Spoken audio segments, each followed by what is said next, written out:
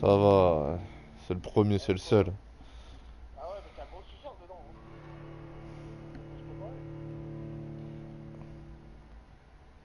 On devrait aimer. Non, non, je peux pas retourner ce que j'ai dit. Euh, ça.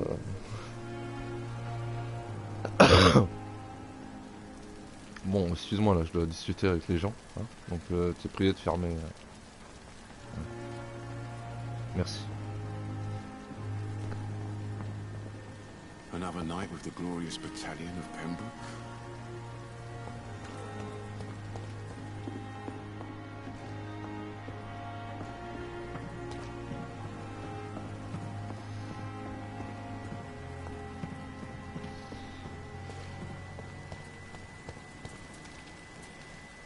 Good evening, Milton. Good evening, Doctor. Still trying to save lives?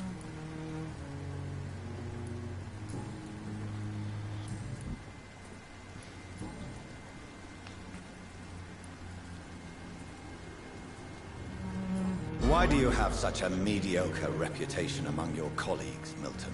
Fuck them. Nobody knows the horrors I've seen since working here. This city was sick long before the epidemic, Dr. Reed. I know it's a difficult task, but correct me if I'm wrong. Is this not the job you are paid to do? I've seen babies left to die while their brothers were properly fed. Underage girls and boys sold to all manner of perverts. I'm sorry, I don't know what to say. Yeah, exactly. We lack words. So excuse me if I don't look on the bright side of life.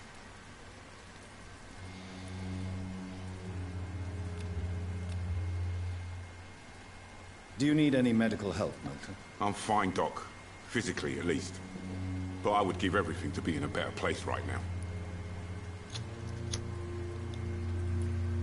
Goodbye, Milton.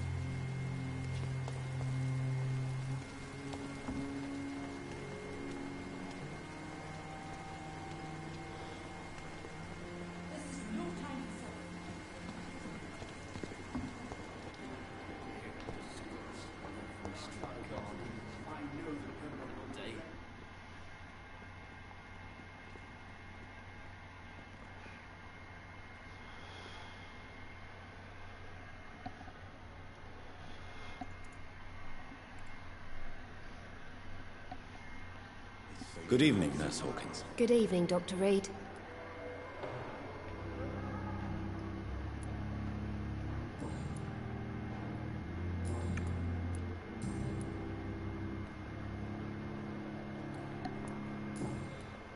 Goodbye, Nurse Hawkins. Damn.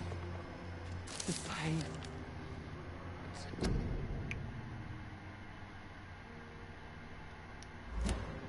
Here again.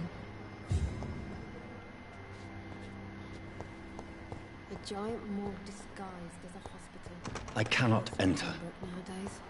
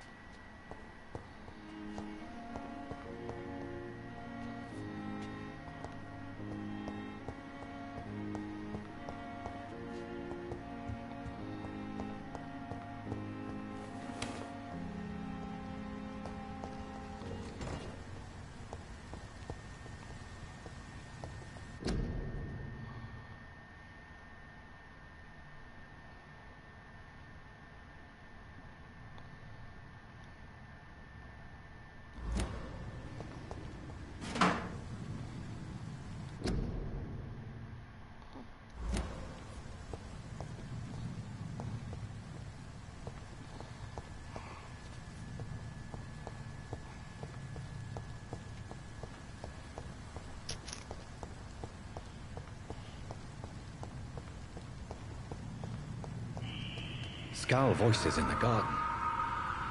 I should investigate. If they were to find somebody.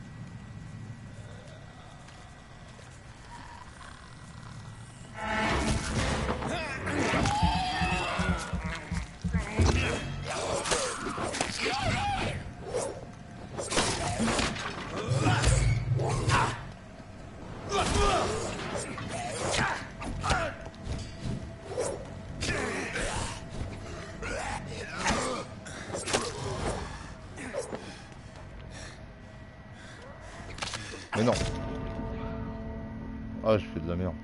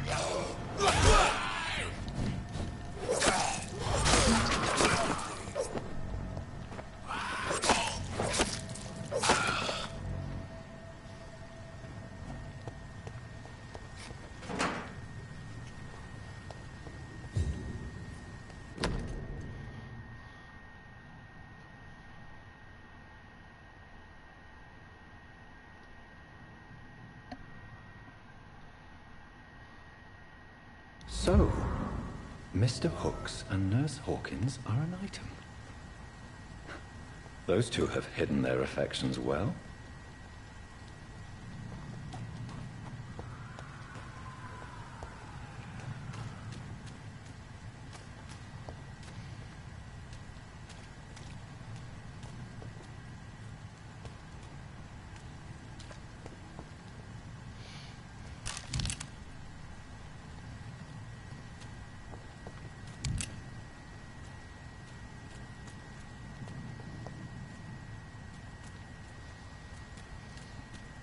It's locked.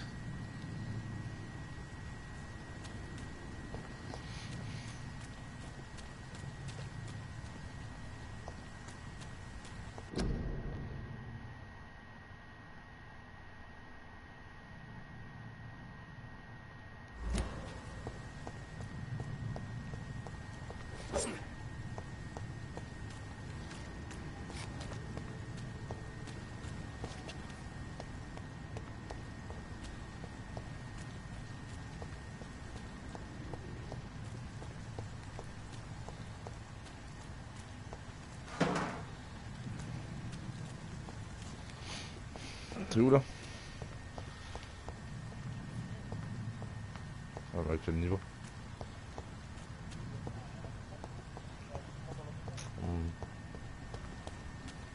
Bah, bah.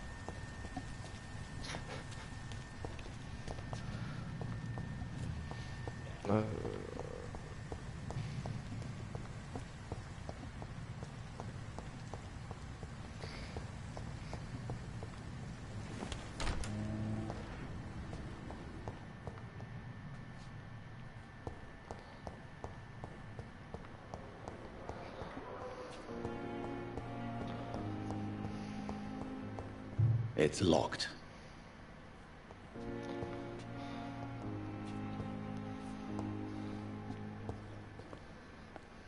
Good evening, Nurse Hawkins. Good evening, Dr. Reed. Ah, sério. Goodbye, Nurse Hawkins.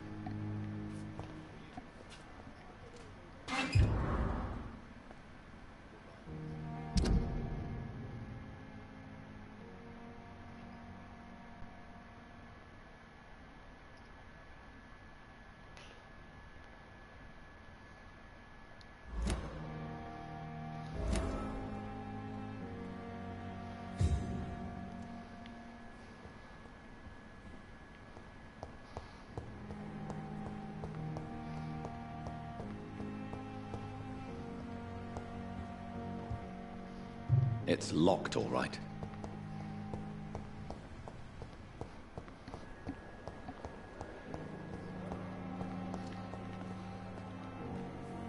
Good evening, Miss Howcroft. How are you tonight? I need blood, Doctor. Warm, rich, vibrant blood.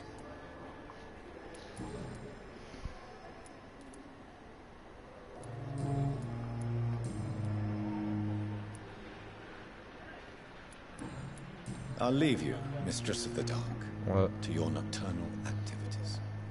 Here again.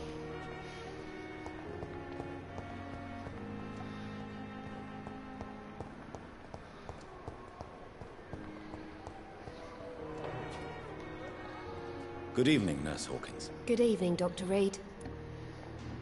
Goodbye, Nurse Hawkins. Good evening, Nurse Hawkins. Good evening, Dr. Reed.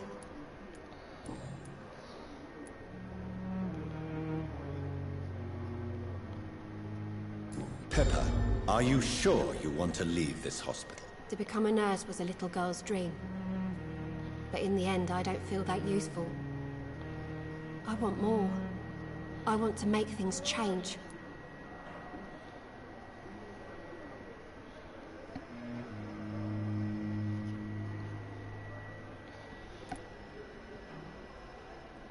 You should be proud of what you've achieved. This hospital represents hope for many people in need of help. Maybe you're right. But at the moment, I feel like we're just a cemetery waiting room.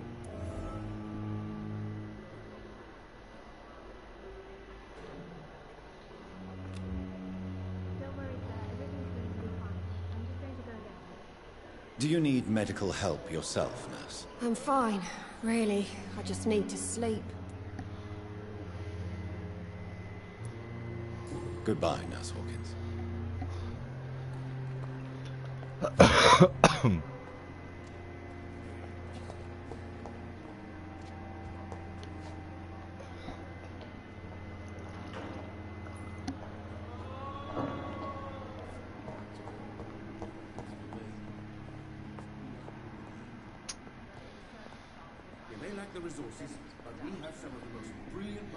Good evening, sir.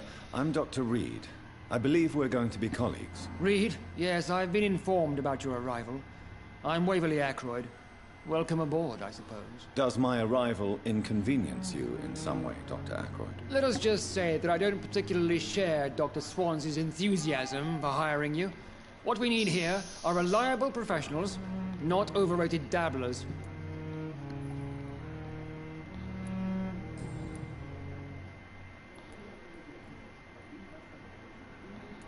Since your tenure in this hospital is longer than mine, perhaps you can tell me more about this place. Let's just say I'm tired of the carelessness around me.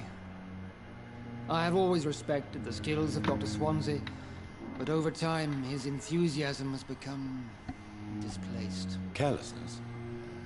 Exactly what are you talking about? We're here to save lives.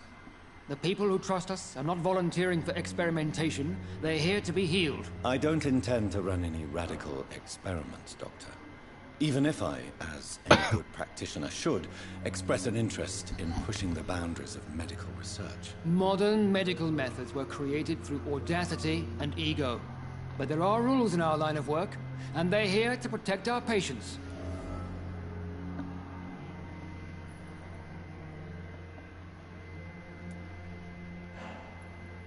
If you have a problem with me, Dr. Ackroyd, please feel free to tell me.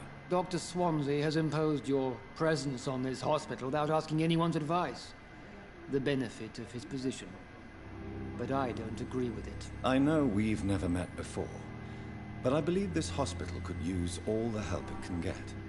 You will agree with that, I'm sure. Oh, but I have heard about you, Dr. Reed. Of course, you can't say the same about me, since I have not wasted my time courting the press.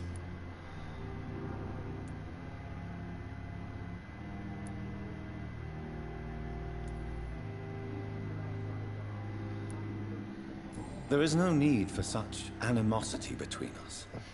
Don't you think the epidemic is already enough to deal with? That is one point we could agree on. And that is precisely why I want to be sure that you will be of help to this hospital, instead of a burden.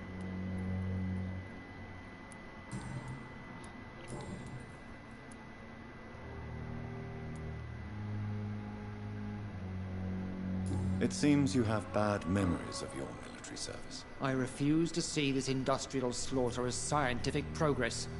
War only reveals the worst in men. We can at least agree on something, Dr. Ackroyd.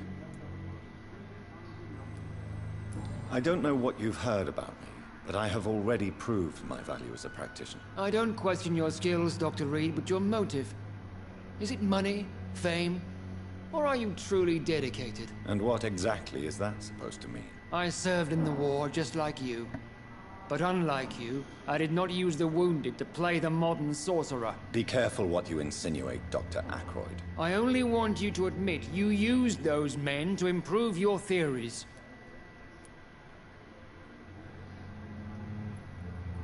Knowledge has always been and will remain our main weapon. And it has always come at a price. And personal initiative. It is not a question of initiative. It is a question of integrity. These men and women have put their faith in us, Dr. Reed.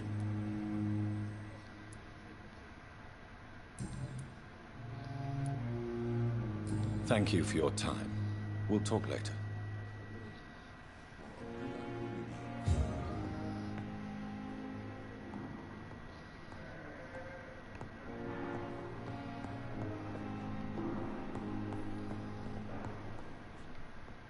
What can I do for you, Doctor?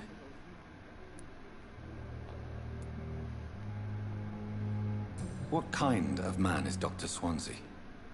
Well, you accepted the job from him. I thought you would have known about your employer. Apologies, I've only just met him the once. This is sudden. I've only just returned to England. Dr. Swansea is a brilliant surgeon and the most compassionate physician.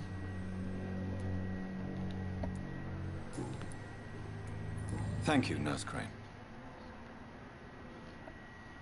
This hospital seems to have fallen apart. But in the circumstances, I'm willing to give him the benefit of the doubt.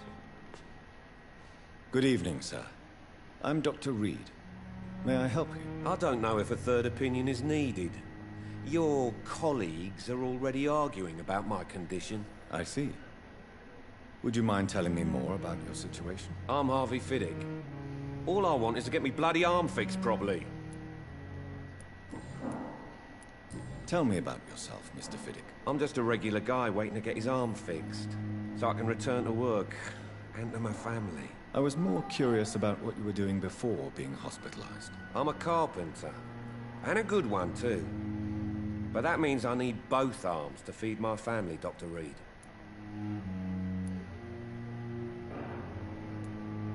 Are you satisfied with your treatment here? Well, it's clear that I've chosen a bad time to be injured. Forgive my bluntness, but you seem overwhelmed by cases of the flu. I won't lie to you about it. I'm afraid we are. Are you sure you don't want to operate yourself, Dr. Reed? I have the feeling you're very capable. And your colleagues seem to think so too. In other circumstances, you would be right. But for now, I don't think I can take on the responsibility. My apologies. Tell me about the doctors who are arguing about your case. Strickland and Ackroyd. They both want the best for me, but there's a lot of pride there. Doctors are no different from carpenters, it seems. What do you mean? I often had professional arguments with rivals on a building site. Difference is, I disagreed about wooden nails, not flesh and bones.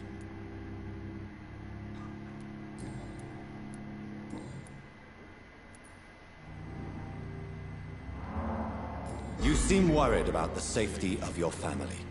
And it's obviously the reason why your wound troubles you so much. I cannot give up on my children now. They both need me living. What about their mother, if I may ask? She died in 1915 during one of the first Zeppelin raids. We never found her body.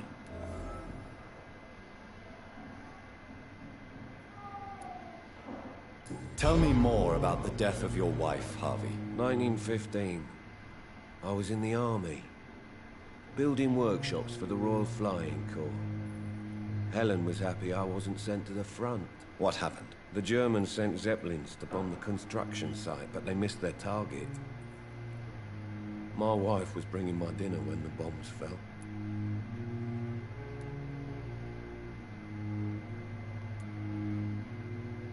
How are your children after losing their mother? They were smaller then.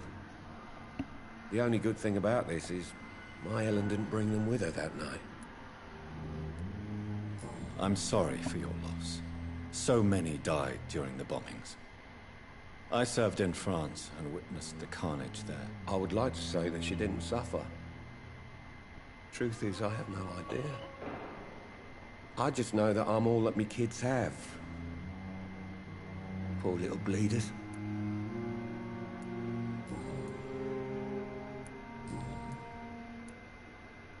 Goodbye for now, Mr. Fiddick. I'll see you later. My sweet girl. Reads me like a book. I never could keep anything from her.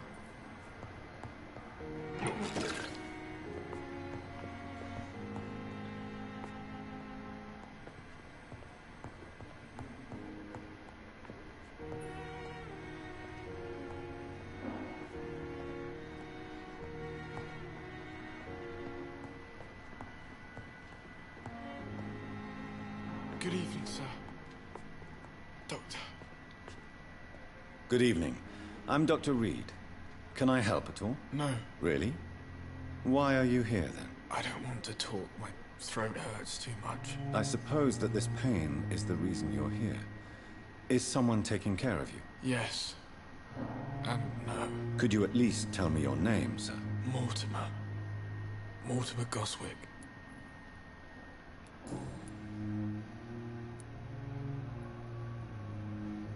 How painful is your throat, Mr. Goswick? So painful I'd rather not talk at all, Doctor.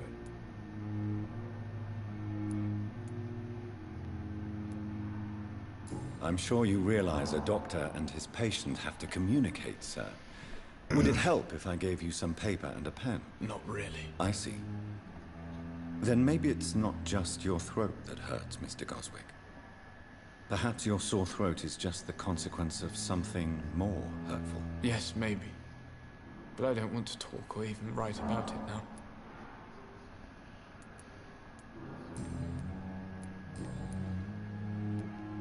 Tell me about yourself, Mr. Goswick. I don't want to talk, Doctor.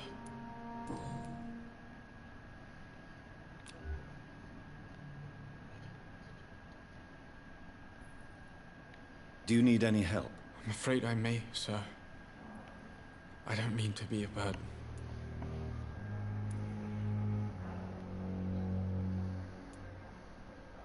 I will see you later. I have to go now, sir.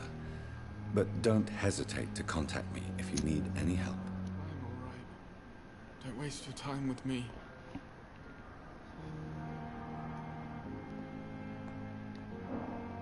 Good evening, madam. Can I help you? It's my son who needs you, sir. I'm Dr. Jonathan Reed. How can I help your son? I'm Beatrice Goswick, mother of Mortimer Goswick. Could you check on him, please, Dr. Reed? I've heard much of your talents as a physician. What can you tell me about yourself, Mrs. Goswick? Not much to say. Just take care of my Mortimer and I'll cover all the expenses. That's all that matters.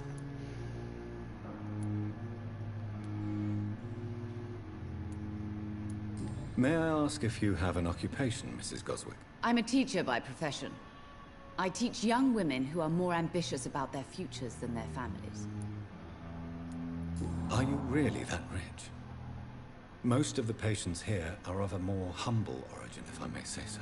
Yes, thanks to my husband. May he rest in peace. I can cover any needed medical expenses.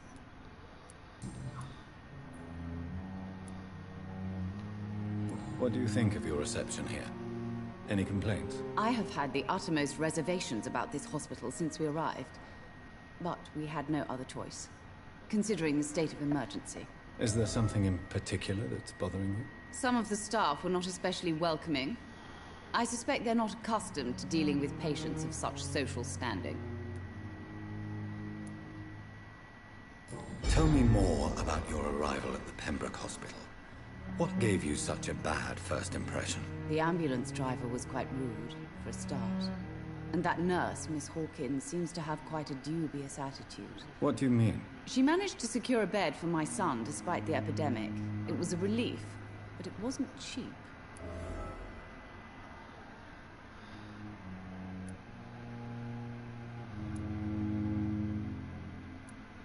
She charged you for a bed? Yes, and I paid without question, considering the urgency of the situation.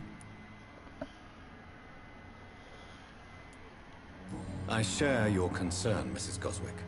Be sure that I'll talk to the people involved. I don't expect compensation, Dr. Reed. But I'm aware such behavior would not be tolerated in other hospitals.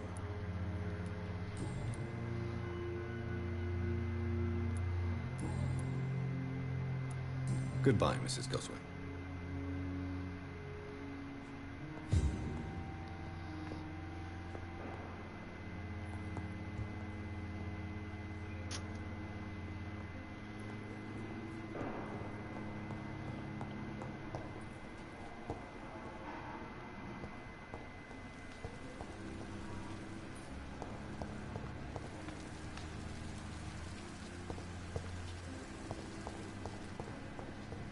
I will not let you down, my boy.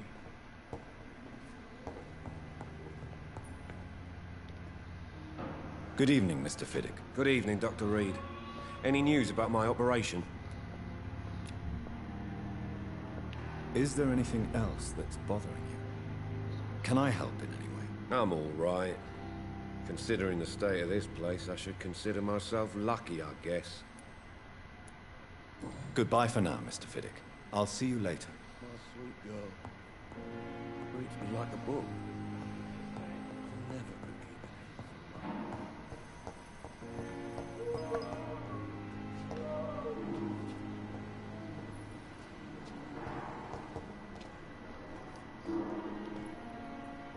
Good evening, Doctor. I believe we're going to be working together. Dr. Reed. Dr. Swansea informed us of your arrival, but I could not dare to believe we'd have such good fortune. Such an honor, sir. Thank you. And you are? I am Thoreau Strickland, Dr. Thoreau Strickland. I'm a great admirer of your work, Dr. Reed. Please, could you tell me something about yourself? I'm a great admirer of your work concerning blood transfusion, Dr. Reed. I run my own experiments. I'm convinced it's the future.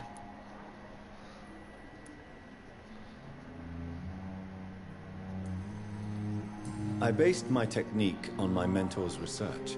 He helped me perfect my method. What is yours? I'd rather not talk about it. For now, it's just theories and first approach.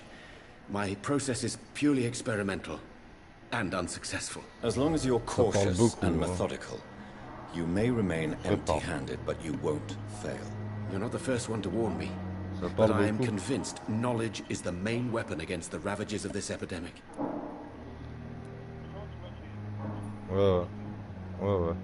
What made you choose to be a doctor? I'm not ashamed to admit you and your work have inspired me. I am honored to have the opportunity to work by your side.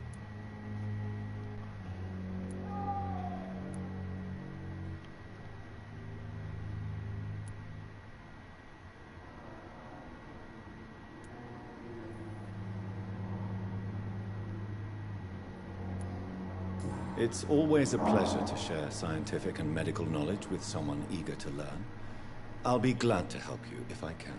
This epidemic may be the century's most terrible disaster, but I'm convinced that we, as doctors, are the only ones able to defeat it.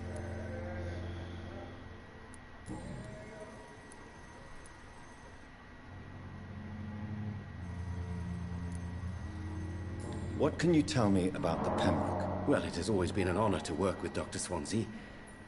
But with your arrival, I can't think of a better opportunity to learn about blood transfusion.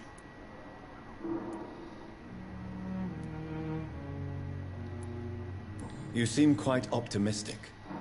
It's a rare and precious attitude in these difficult times. I'm convinced that this epidemic is a test of endurance and dedication for us men of science. Questions remain about our capacity to resolve the situation. True. Last summer, during the first wave of the epidemic, I used to joke with Milton about the extra work. We're not smiling now. Do you need help with anything in particular? Well, yes, maybe. I'm waiting for a batch of products I ordered for my personal research, yet my supplier seems to have vanished. Do you want me to play the errand boy for you? Oh no, Dr. Reed. But if you went personally to his shop, what with your reputation and all, he wouldn't dare to refuse the products I need. I see. Well, give me the address, for I may pass by if I have time.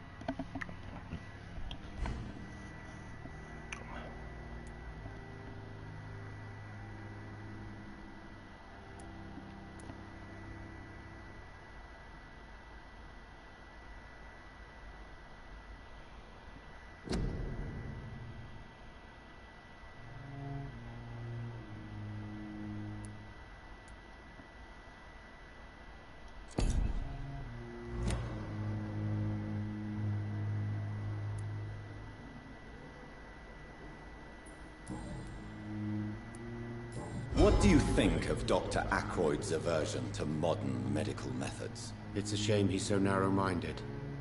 Dr. Swansea taught me that science is about exploring uncharted territory. I'm convinced that's true. With the influenza and all that's going on, you should put your differences aside, don't you think? Why is it so difficult to work together?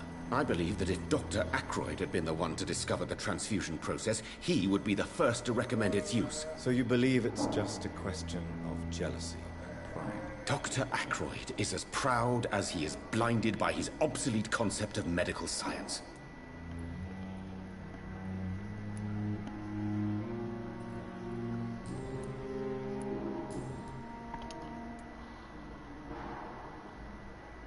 Tell me more about your willingness to experiment with new medical techniques. Harvey Fiddick is a patient suffering from a severe injury that could cripple him if not treated correctly. I'm convinced your blood transfusion technique could help him. What is it you really want? To save him, or to prove your point? Fair question. I want nothing but to save my patient, Dr. Reed. Especially since I know Mr. Fiddick's story.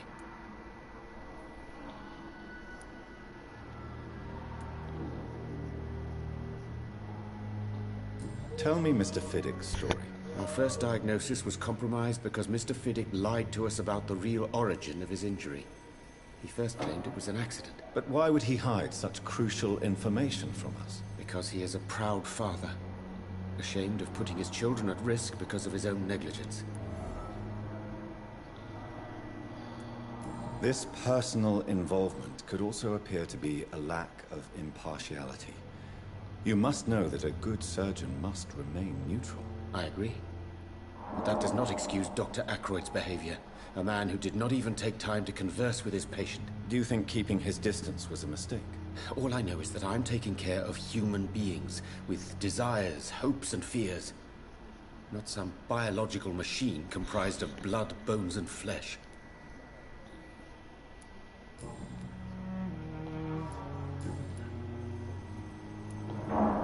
Goodbye, Dr. Strickland.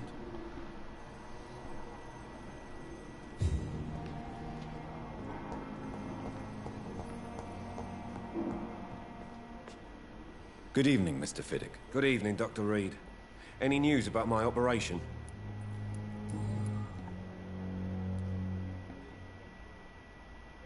Tell me about your injury, Harvey. Why do you feel so guilty about it? My wife died because of me. And now I may lose everything because I've been careless enough to hurt myself. What an arsehole.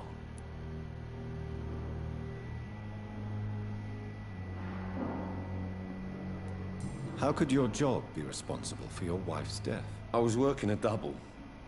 She went out to bring me a hot meal and got caught in a German bomb raid. You can't hold yourself responsible for your injury, Mr. Fiddick. Unless you tried to hurt yourself. Of course I didn't hurt myself. But I can't work until my arm is fixed. My children need to eat, Doctor.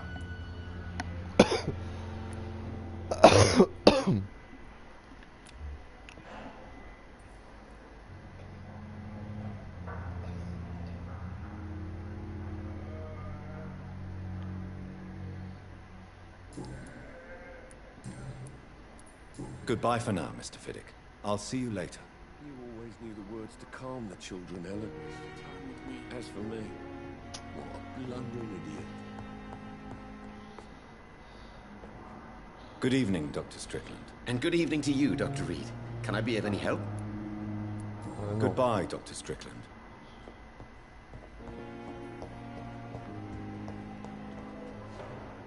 I'm quite busy right now, Dr. Reed.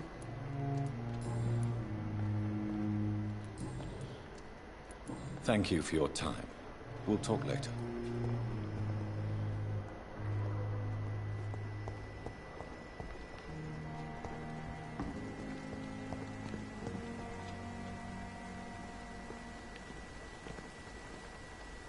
Good evening, Dr. Tibbets. Dr. Reed, any good news to share?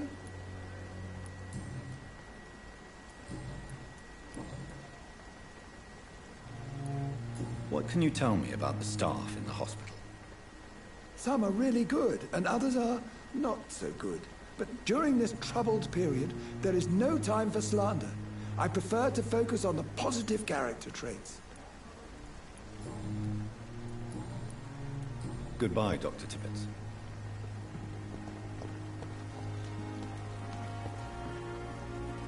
Good evening, Milton. Good evening, Doctor. Still trying to save lives?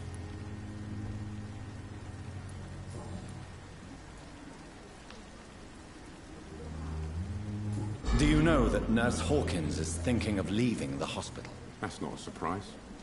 We've talked about it already. Does it not bother you? Sometimes I think she may be right. We should run away while we can. Question is, where can we go? Where is it safe?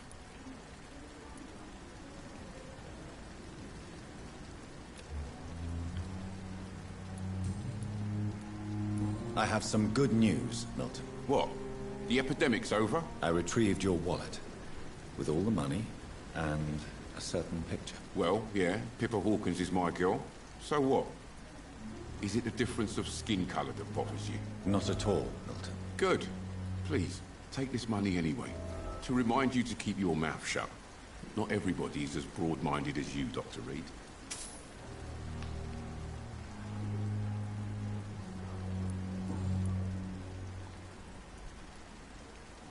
What's going on between you and Nurse Hawkins? Pippa's tired. Tired of all this shit. Tired of all those corpses piling up. She's as depressed as I am.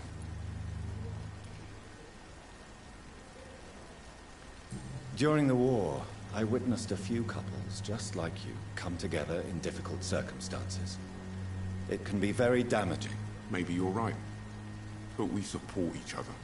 And that's all that matters.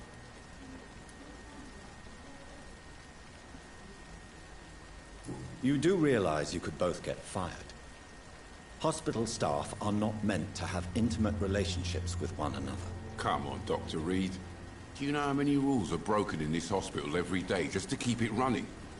There's nothing wrong with what we're doing.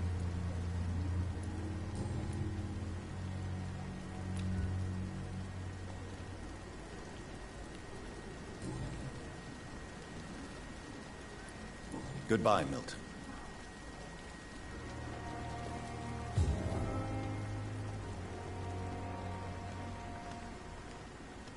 Perhaps I should have considered the offer from that cavalry fellow. You are going to reveal all your secrets to me, even the darkest thoughts in your heart. My blood and soul. They belong to you now. The life Good evening, Nurse Hawkins. Good evening, Dr. Reed. Goodbye, Nurse Hawkins.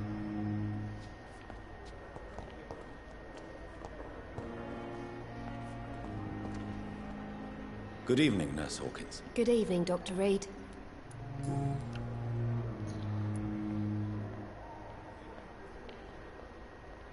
What steps are you prepared to take to feel more useful? I don't know yet. My sister believes that the real fight is in the streets nowadays. Maybe she's right. Maybe this is what I must do. And what about Milton Hooks? Does he share your point of view? For Milton, any change means more comfort and more peace. I disagree. If you feel that saving lives is not useful enough, perhaps it means that you've lost faith. On the contrary, my faith has never been stronger. Maybe we are all just too proud to face up to the fact that science cannot compete with God.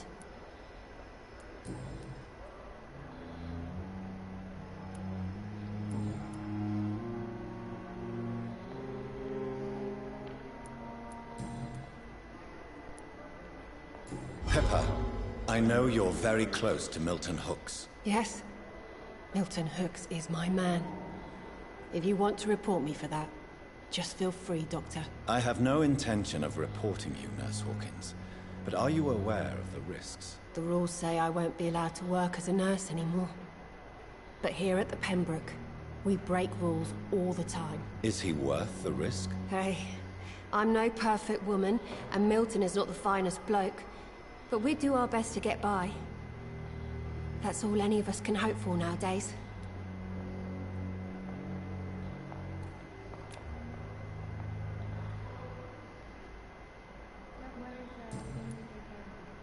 Goodbye, Nurse Hawkins. time has lost its effect on me. But the suffering continues.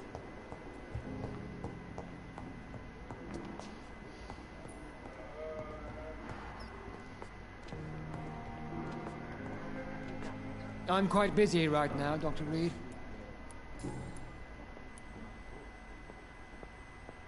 Tell me, Waverly, what do you think of Dr. Strickland's enthusiasm for his experimental research? Strickland is playing with his patients' lives for pride and glory. Now that, sir, is unethical. Are you thinking about something in particular? Harvey Fiddick needs delicate surgery. I believe we should stick to the usual procedure, but my young colleague obviously disagrees.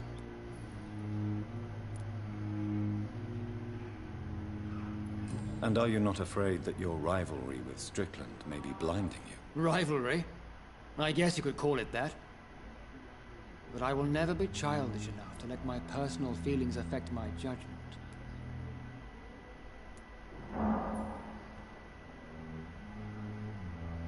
Why do you wish to lead this surgery? I strongly believe that Mr. Fiddick should not be butchered to test an unproven procedure.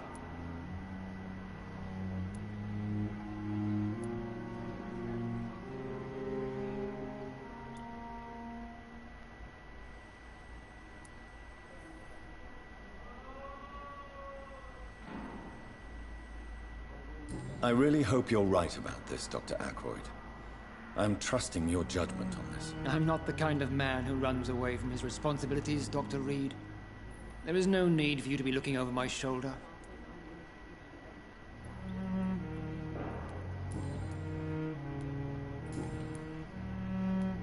Thank you for your time. We'll talk later.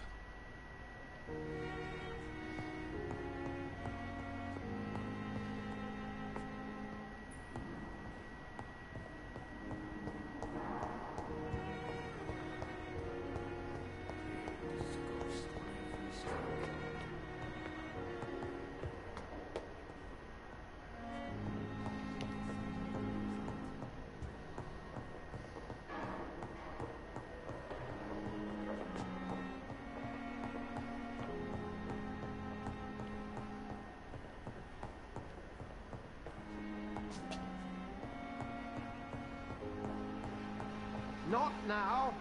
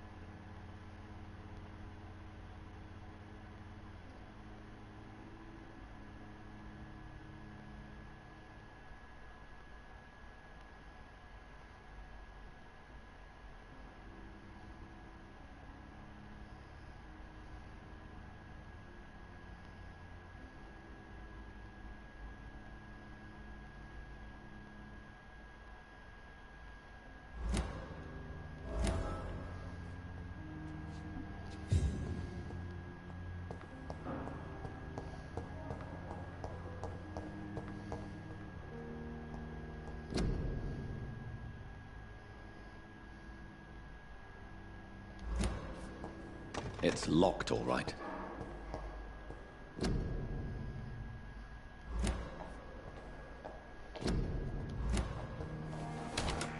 This must be the place.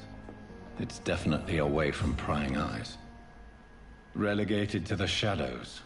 A kingdom of my own. At least I won't be sleeping in a coffin.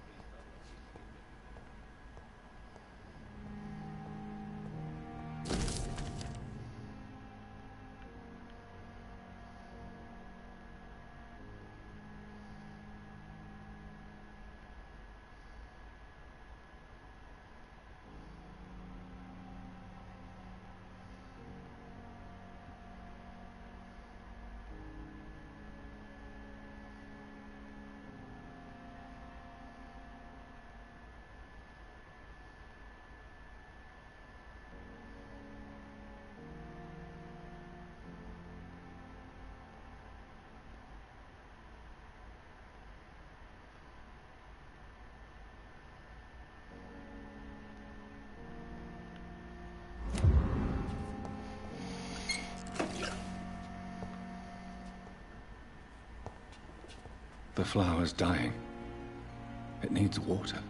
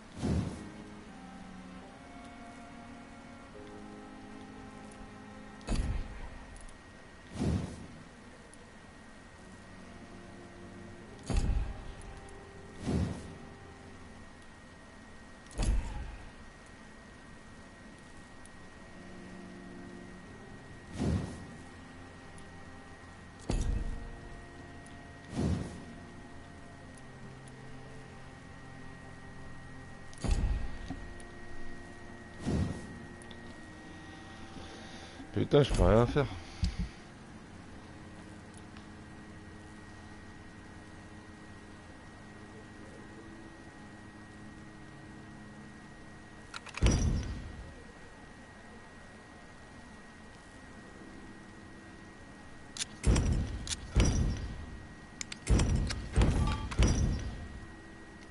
William Bishop's blood is much more unstable than human blood and shows extensive mutation.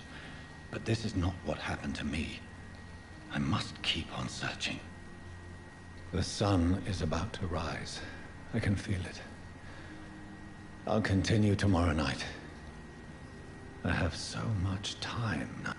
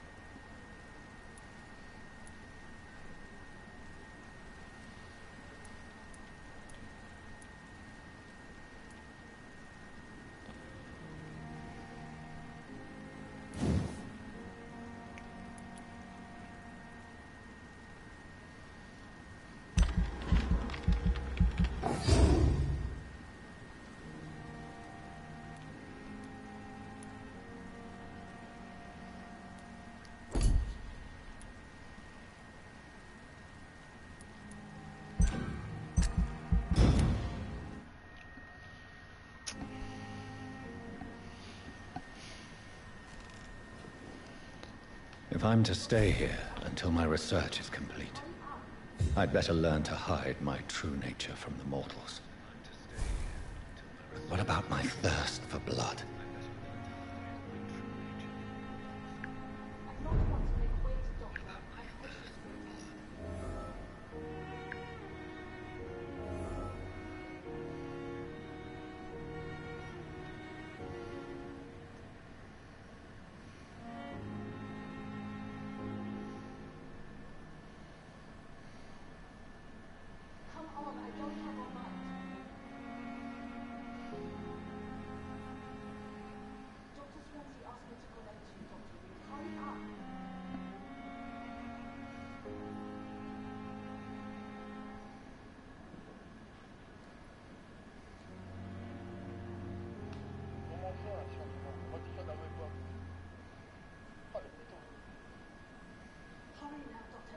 Mais si.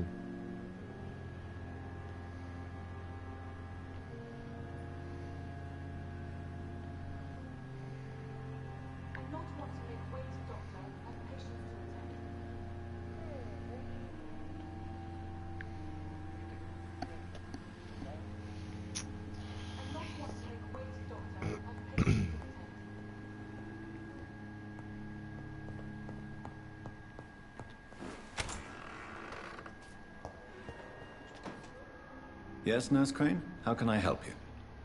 I'm so sorry. I know Dr. Swansea wanted you to rest, but we have somewhat of a crisis. A crisis, you say? Our supply of antiseptics is nearly depleted. I was hoping there was another box up here, but...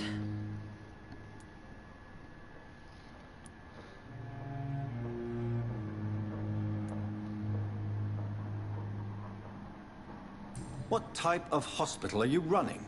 No antiseptics? You have been away too long, Doctor. With the war and now this epidemic, supplies have been running scarce for months now. I may have a solution. In France, during the war, drugs shortage was a daily problem, and we had to use our wits to overcome the shortages. However do you mean? If combined correctly, certain household chemical products can be used in a pinch instead. Now, where's the hospital storeroom? The storeroom? Fat chance. This is the Pembroke, and space is luxury we don't have. Everything used to be stored in the old morgue. Perhaps I should look there first. Where is this morgue? It's the large building behind the hospital. You'll need to go in the back door because it's been sealed off for sanitary reasons. Take this key. It opens a small back entrance at the end of a narrow street. The abandoned morgue behind the hospital. A small door at the end of a narrow street. On my way then. Thank you, nurse.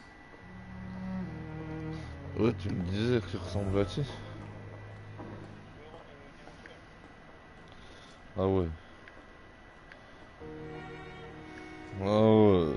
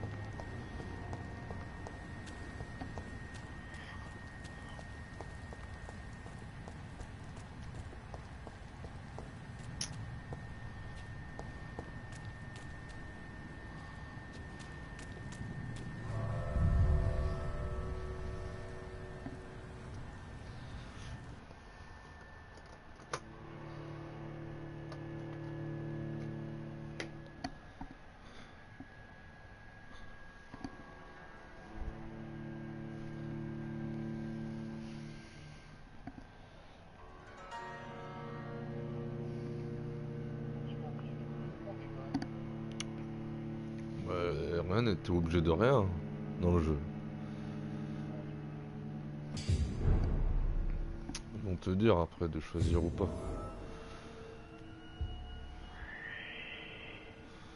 Oula, c'est quoi ici, ici?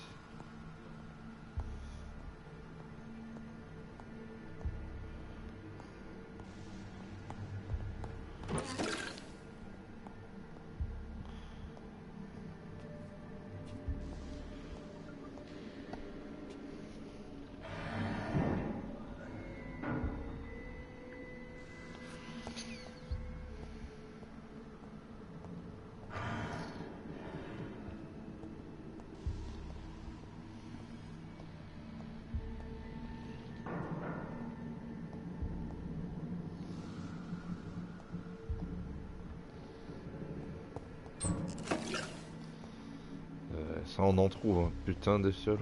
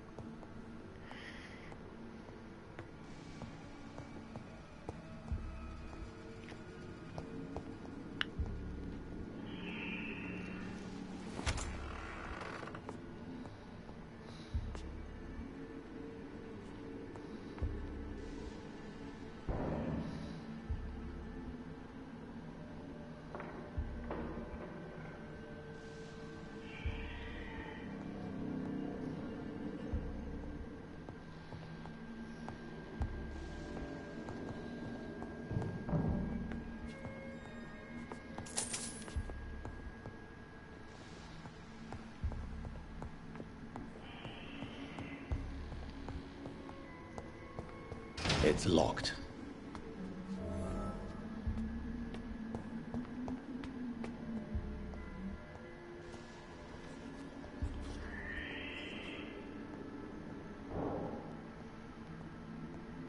balls of Mars, fortifiers. As popular as they are ineffective. But they do contain iron tartrate, and that might prove itself useful.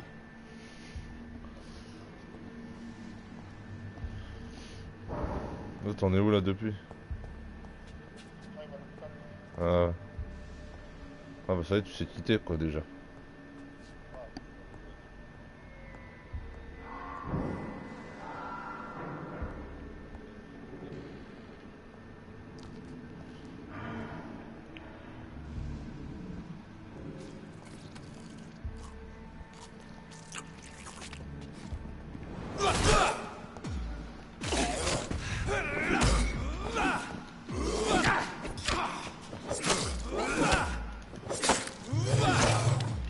Mais...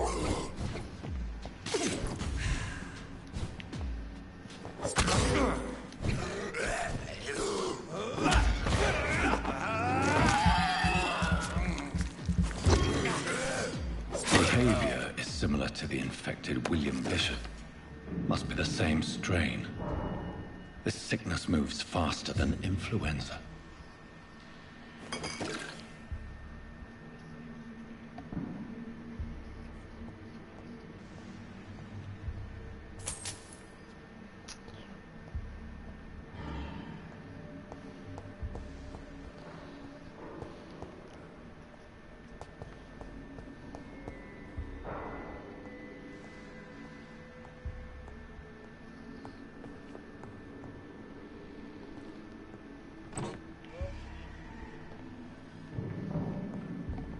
This key will surely grant me access to the basement.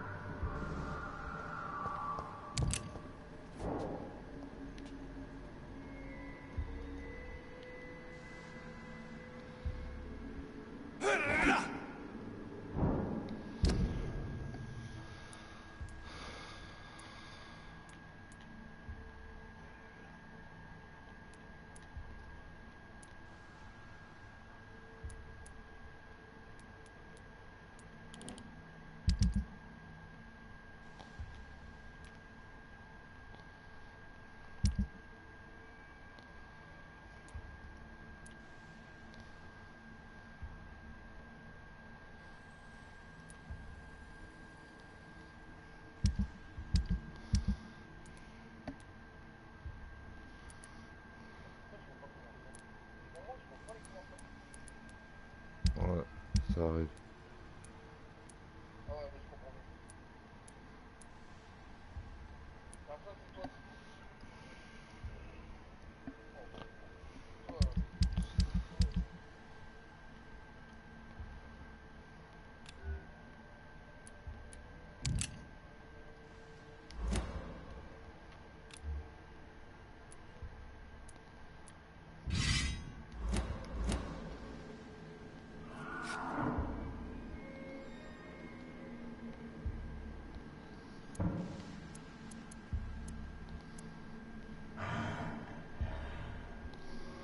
Putain, je comprends pas ce système d'armes là.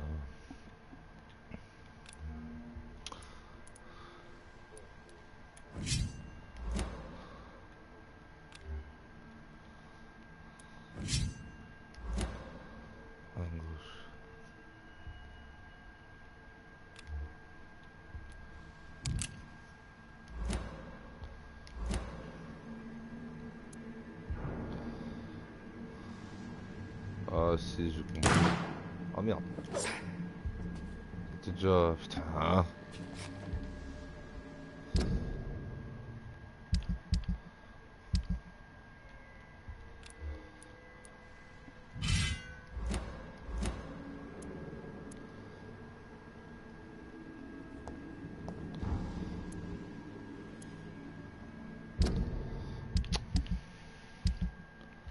Pourquoi là il me fait... Ah, je suis obligé d'enlever celui-là. C'est débile.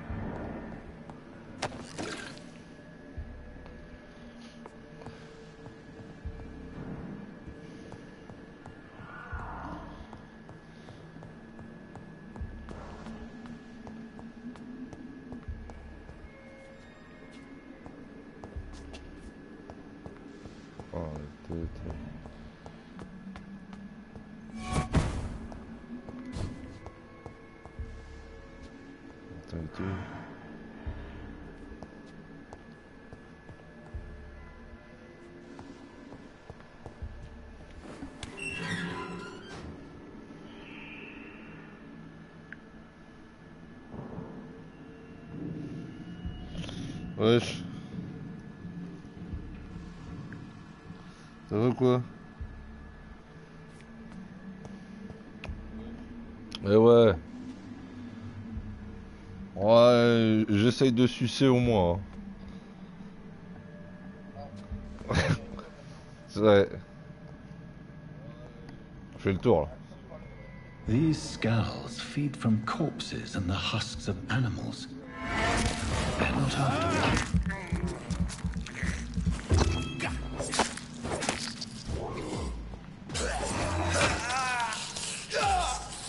Attends, on s'entresuce.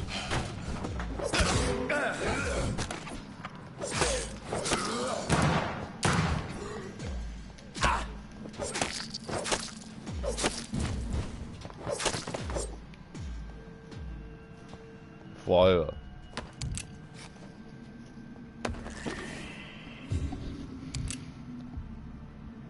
Pourquoi ils montent pas direct les coms comme ça là?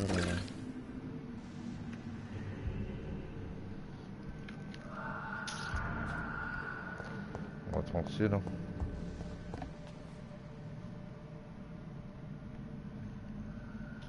Tranquille, tranquille, tranquillement.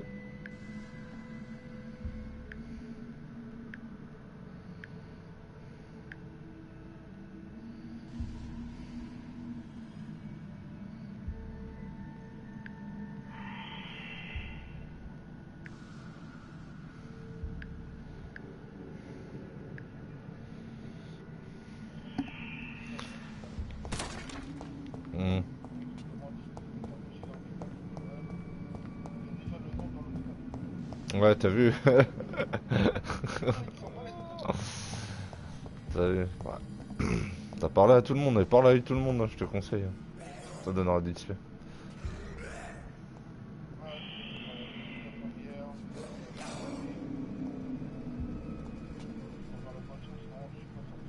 Bah si, faut parler à tout le monde.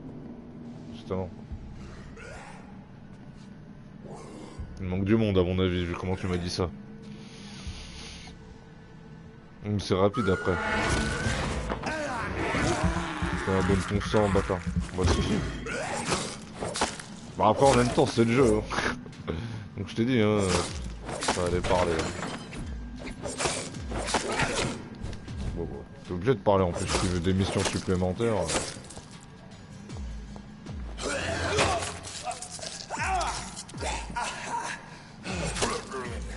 Ah ouais, le mec, comment il me suce. Comment il me suce.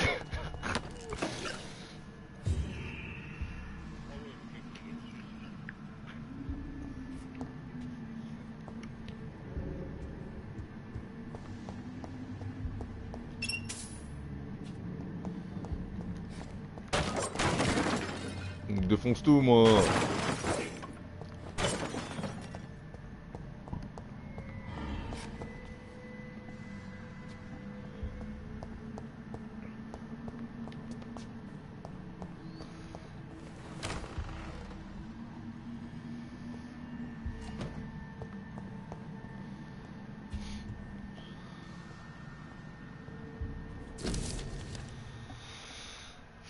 Ah merde, tiens, je voulais.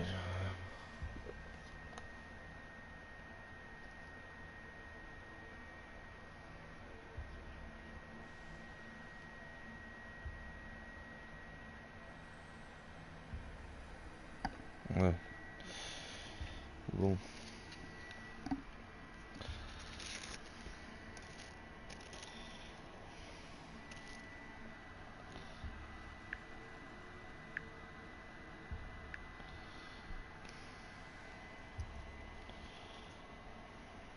Ah ouais. Mr. Connor's injuries don't match the report. I'd better look into this.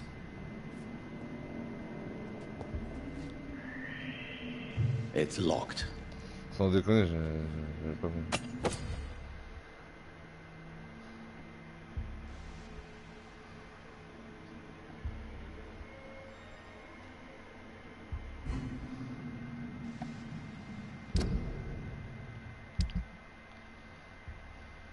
Bon, ça sera mieux que ça quand même.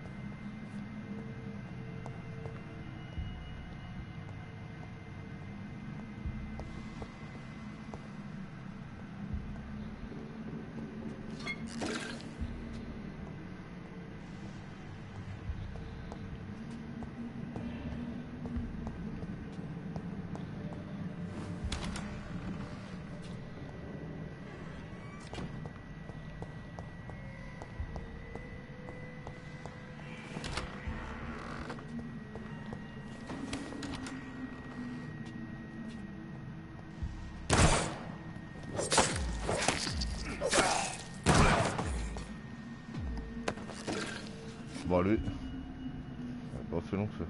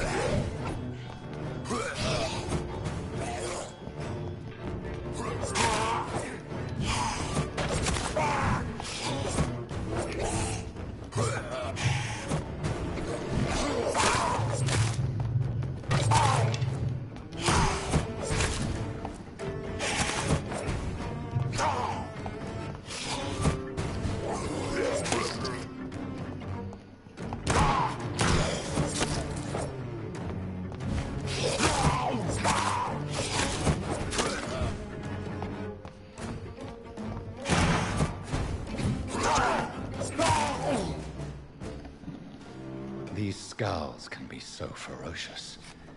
I'm not sure I can defeat them without becoming stronger. To drink blood is so tempting.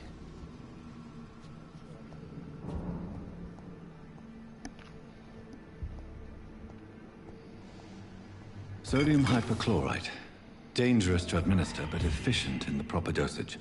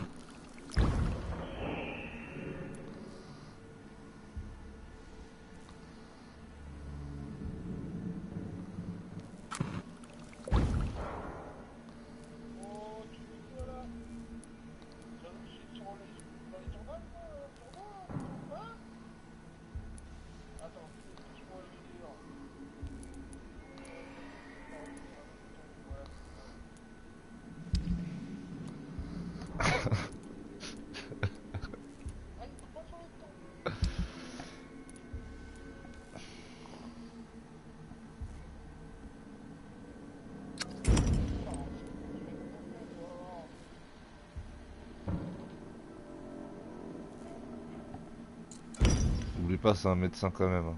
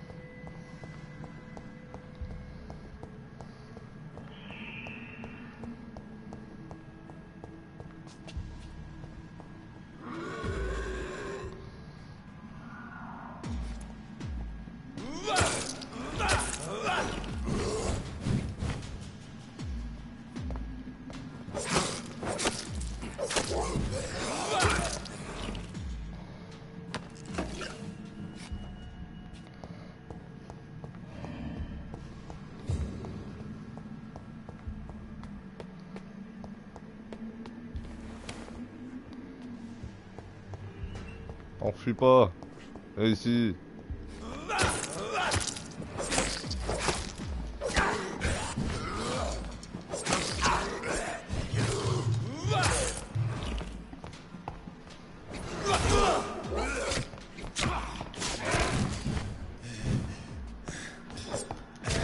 Oh merde, j'ai oublié de... Putain, le con. Je suis pas habitué à me soigner, moi. C'est éclate d'habitude.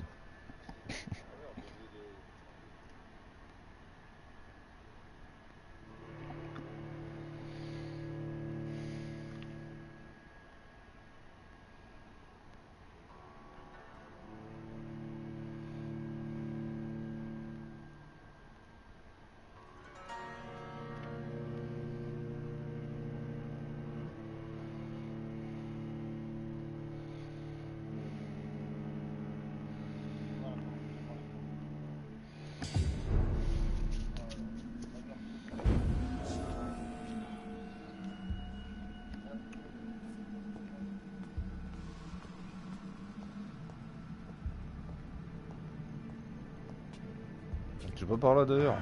Vas-y, je vais pas me faire chier.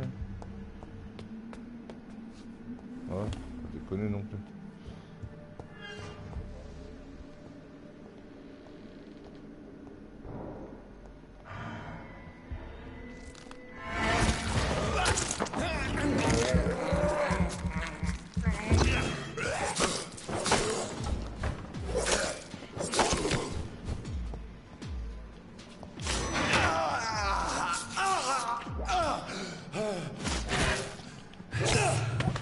Oh, c'est énervé lui aussi.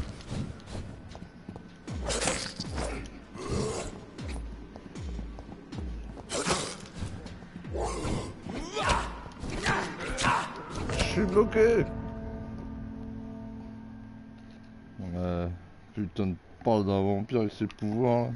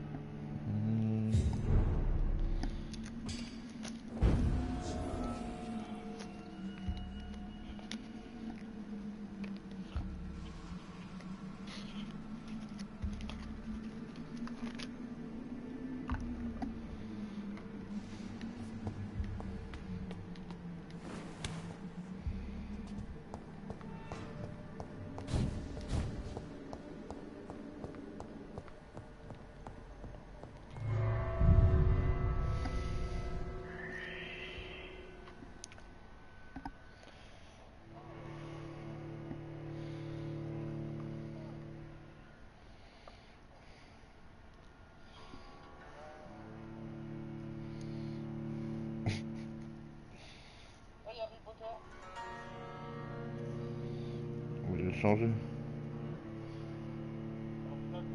Ouais. Quand même pas mal changé.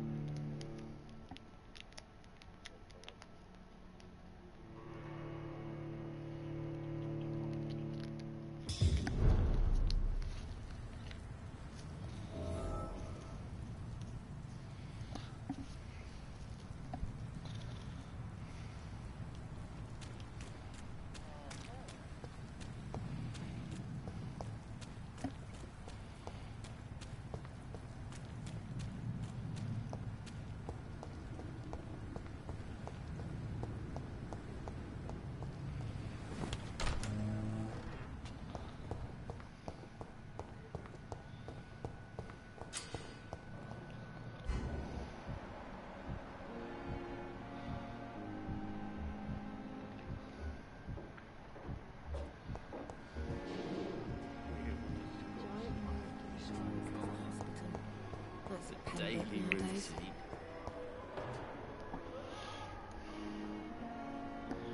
Good evening, Mr. Elwood. Evening, Dr. Reed.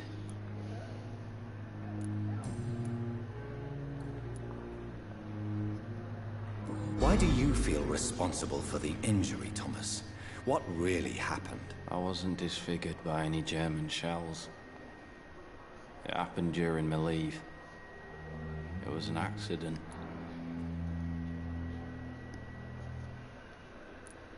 Why lie about it? Come on. It's one thing to come back disfigured by the Germans, and it's another to get injured in an accident that could have happened to anybody.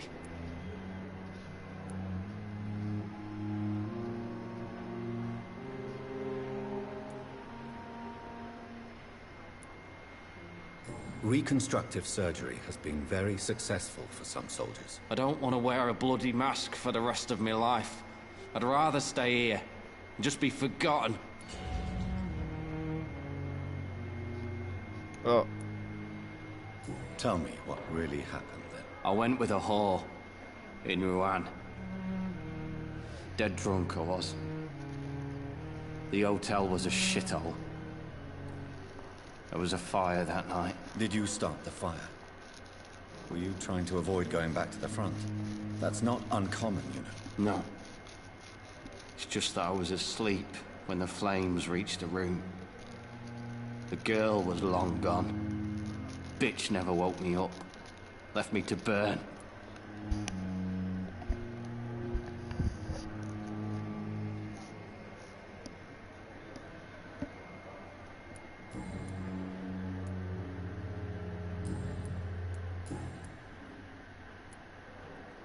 How close are you to Miss Horcroft? Are you aware that she thinks she is a vampire? To wait for her next nibble is the best reason to stay here. Every time she approaches my bed, she treats me like something tasty. A normal person. Aren't you afraid? She may hurt you if the game goes too far. She's quite harmless, I can assure you. Her head's broken inside is all. While I'm busted on the outside. But she's still beautiful. Living proof that there's hope for me.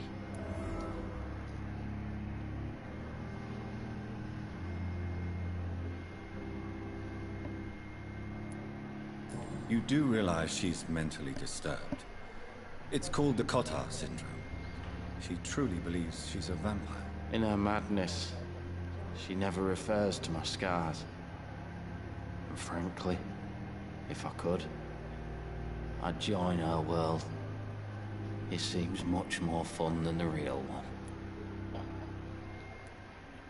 So do you let her bite you? You know that's not sanitary. And why not? Ouais.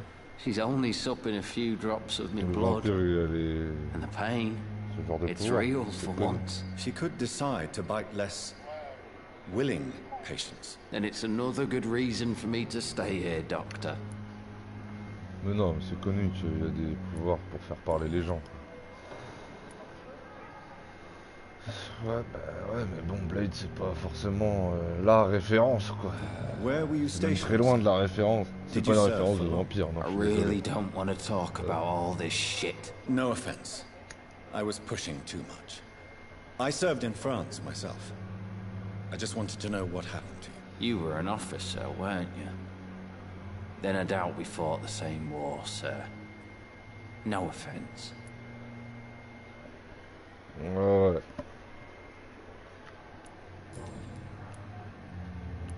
Goodbye for now, Mr. Elwood.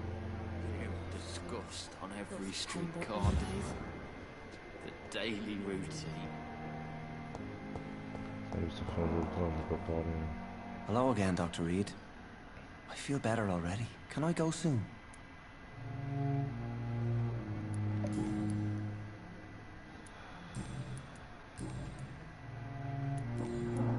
Goodbye, Mr. Hampton. We'll talk again later. Mais tu poses une question, il s'en bat les couilles, il se casse.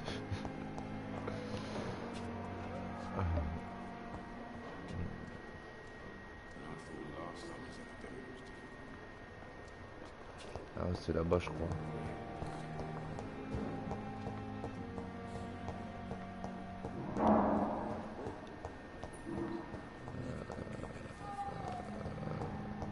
Là. Good evening, sir. Doctor. I will not let you down, my boy.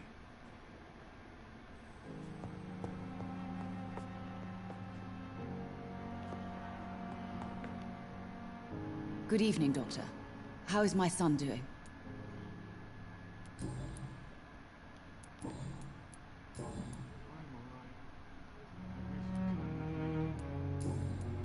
Goodbye, Mrs. Goswell. Attends, je vais lui donner déjà. Finally, you've returned, Doctor. Did you find anything of value? Yes, nurse. You've worked your first miracle, Doctor. Now, this patient here needs immediate treatment. Duty calls. When the storm has passed, I'll show you how to mix the remedy yourself with the same basic ingredients. Many thanks, Doctor. When you've finished, you ought to report to Dr. Swansea in his office. He's been looking for you. Seemed pressing.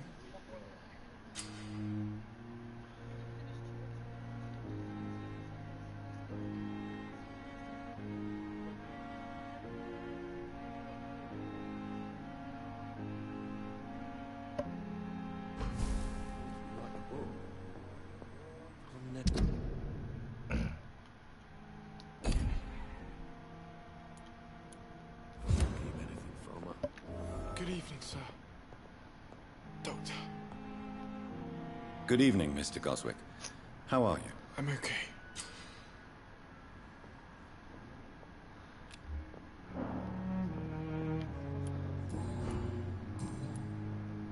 Ah, c'est vrai que tu pouvais pas parler.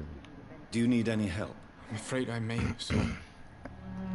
I don't mean to be a burden. You are not a burden, sir. Healing you is my responsibility. And you have my gratitude for that.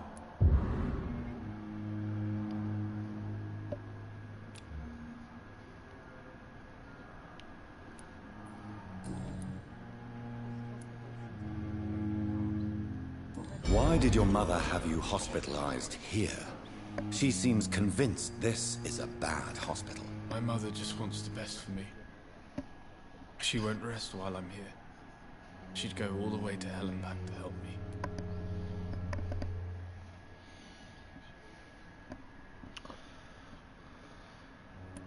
Pembroke Hospital may look unorthodox, but rest assured you're in good hands here. It's not me you have to convince, Dr. Reed. It's my mother. Is your mother bothering you? As your doctor, I can ask her to leave you alone if you would prefer. That's tempting, Doctor. But you have no idea what my mother is capable of. She would tie herself to my bed if you asked her to leave.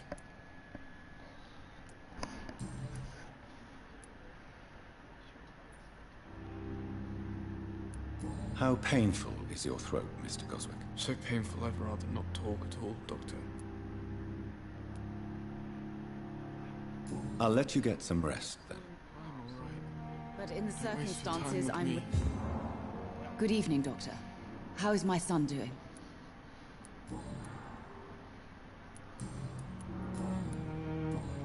Goodbye, Mrs. Goswick. What a blundering idiot.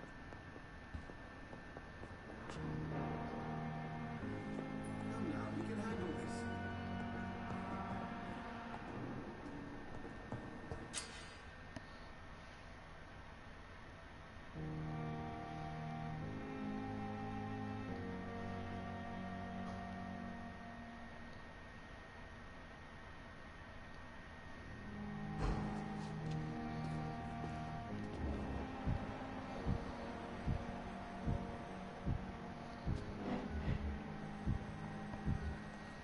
With you at our side, Dr. Reed, I know them.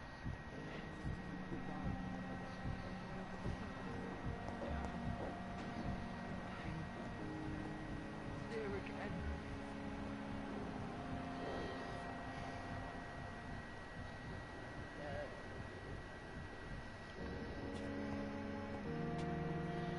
Good evening, Miss Howcroft.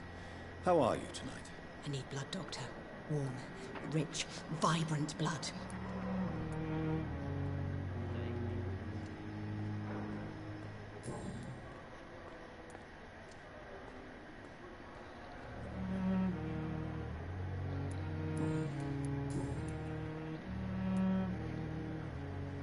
Tell me, Thelma, why do you feel so attached to Mr. Elwood?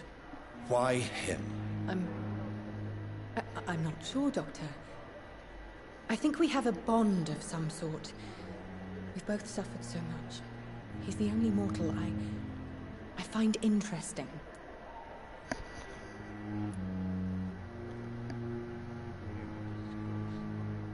Do you plan to make him a vampire too? Of course not. How could I inflict my curse on anybody else? I'm not that cruel, Doctor. Would you say you and Mr. Elwood are romantically involved? No. No, Thomas is a delicate soul. Even though he disguises it. But I am not the woman he needs. No, for I am a vampire, Doctor.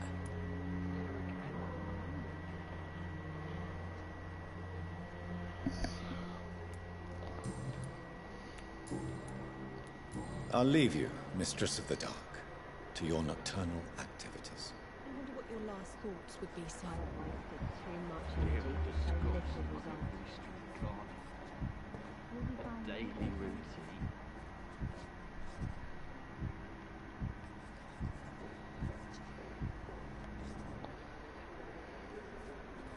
Good evening, Mr. Elwood. Evening, Dr. Reed. Goodbye for now, Mr. Elwood. The suffering continues. There's pain.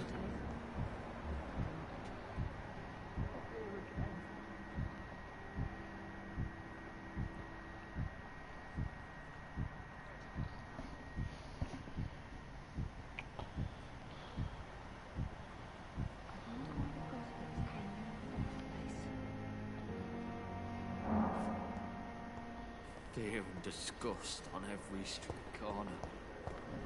The daily routine.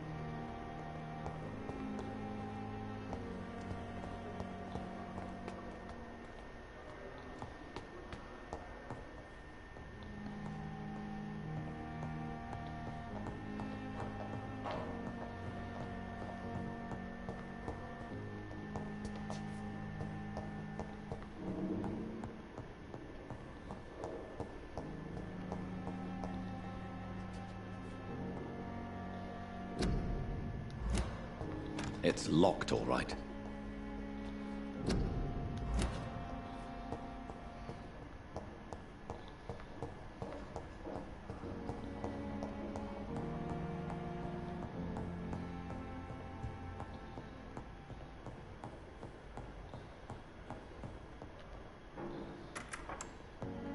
Please, Jonathan, come in.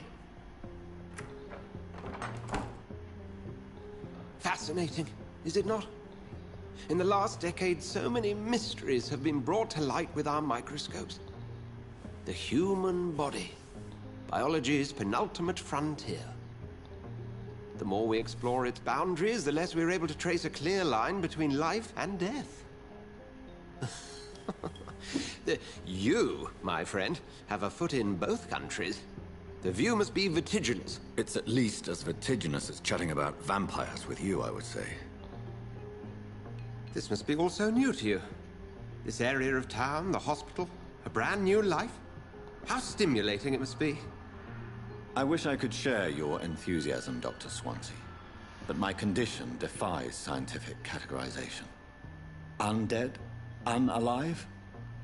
Immortality defies logic. I cannot express my thrill at this serendipitous turn of events. The world's most eminent specialist in blood transfusions, a vampire. One might say a gift from heaven.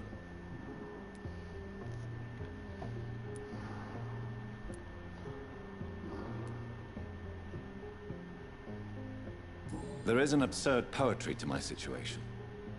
Physician, heal thyself. Forgive me. I've been an admirer of your work for a long time, and now you are so much more than a brilliant physician. And please, call me Edgar.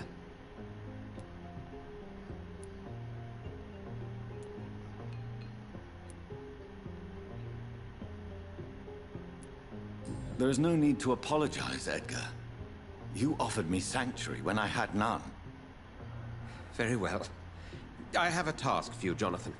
Something that will require all your newfound skills. Please, go on. The Pembroke only survives through the generosity of our benefactors. Unfortunately, our main donor has found herself in a bit of a bind. Now, if you could help her out... A spokesman or politician is what you need. That's not my calling. And until I come to understand what has happened to me, I require discretion. Discretion is in order, Jonathan. Lady Ashbury has recently received rather indelicate correspondence that, if revealed, would jeopardize her position. And you would like me to eradicate this threat? By the stole, of course not. I would just like you to pay her a visit. Her ladyship is certainly near the tents outside, tending the sick. You can't miss her. Look for someone impossibly delicate. Accepted. I'll see what kind of trouble Lady Ashbury is in.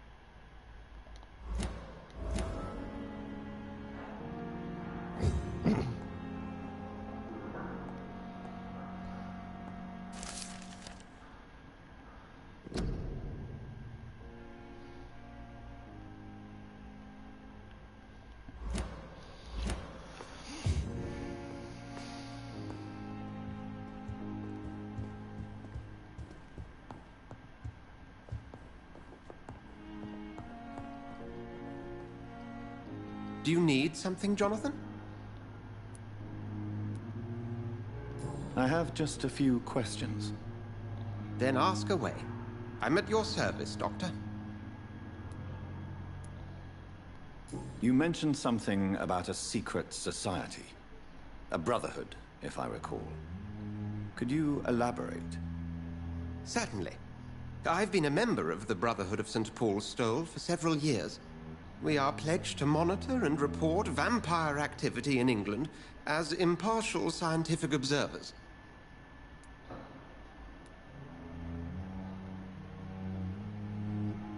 That explains your nightly wanderings about the docks and the questions you ask. I feel it wasn't mere coincidence that led us to that part of town. There was something as yet unseen that set those chain of events in motion. Yet you don't fear me. And still, you know the monster that lurks beneath the civilized surface. The Brotherhood has studied your kind for centuries. We believe you are as supernatural as a lion is to a gazelle.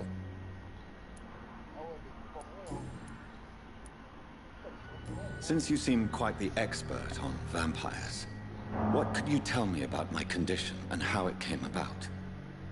As men of science, our first step is always to start with what we know. Forget the myths, the hackneyed scrawlings, and the penny dreadfuls. They do not scratch the surface of the truth you now find yourself in. The sun. The morning following my transformation. Its rays burned me. There was pain, smoke, and my skin blackened. You will find there is very little that can kill a vampire, my friend. You have been offered relative immortality. The sun will most certainly hurt you, leaving you weakened and damaged, but it will not destroy you.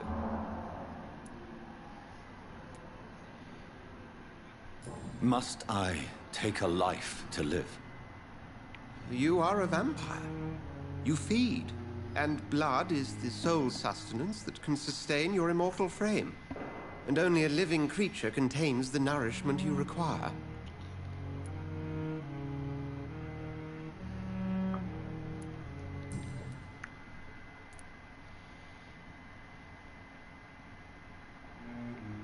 Since I'm the one working for you, what should I know about Pembroke Hospital? Well, for many years, we have been the only medical facility in this part of town that people can rely on. We support the community here, as well as provide health care. Where do we stand today? Well, to be honest, we cope on a day-to-day basis. The first wave of the Spanish flu last summer took us by surprise. We lack many of the basic necessities needed. What do you expect of me? What we need is hope. You were a soldier. This is a war. This white coat's still a uniform. We fight to help the poor, the sick of the East End, the forgotten.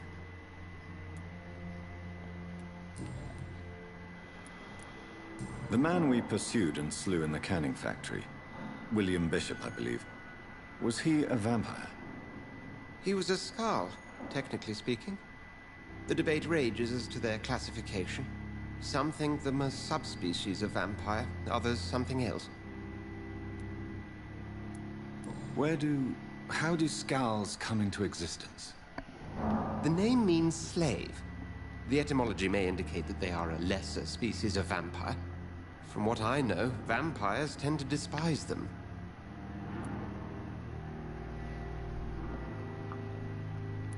Just for clarity, what differences are there between myself and a Skull?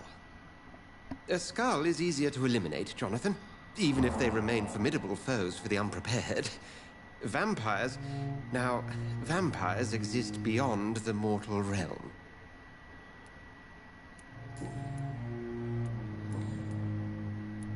We'll see each other again soon, Edgar.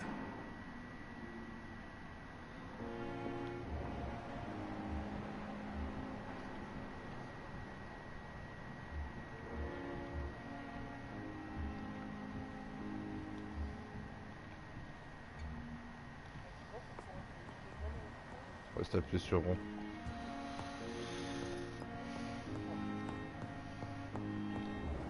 Mais non, c'est pour l'essence, c'est le joystick.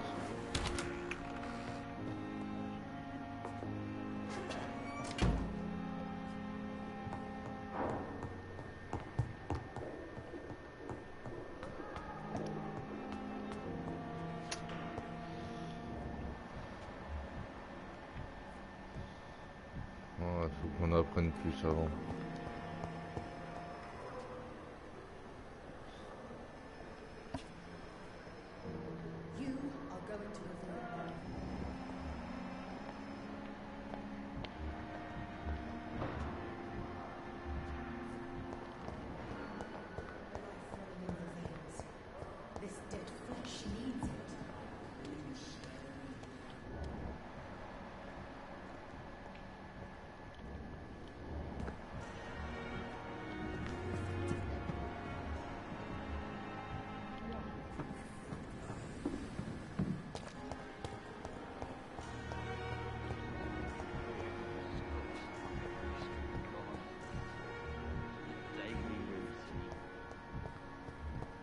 I cannot enter.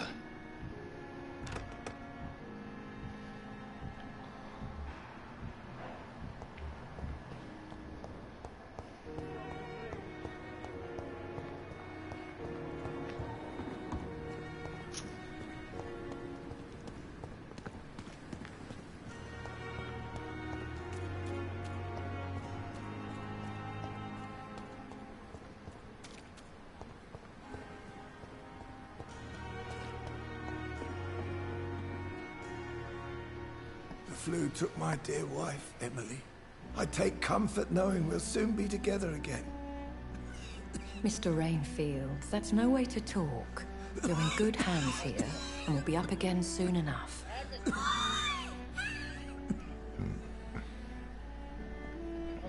Now do me a kindness and get some sleep. I'll be back round later. Your words are kind, the blessings of an angel. You're the sweet, sweet Lady of Mercy.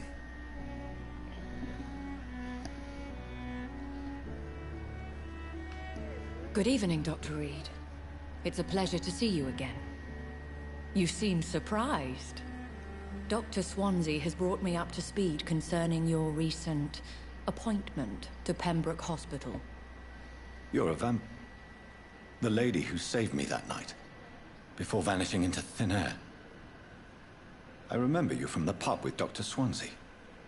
Indeed. Allow me to introduce myself formally this time. My name is Lady Ashbury. I remember you well, in spite of the brevity of our encounter.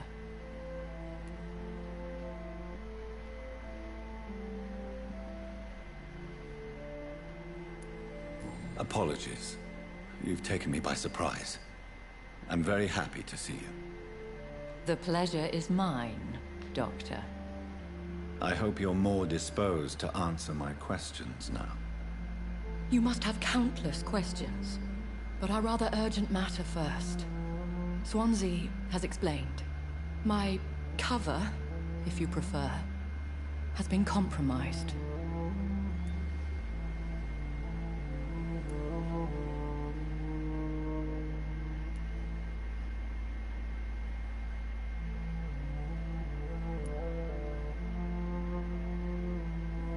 Have any of the patients given you trouble? These poor souls have so little left to live for. I do my best to ease their pain.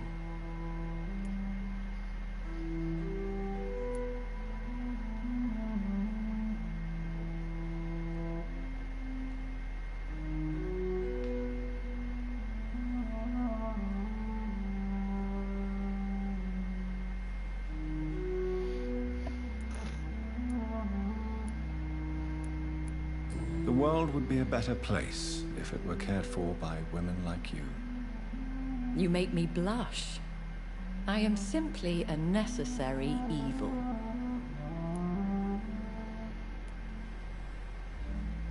Pardon my boldness, Your Ladyship, but I have questions concerning this condition we share. As a newborn, your hunger for answers is rivaled only by your thirst for blood.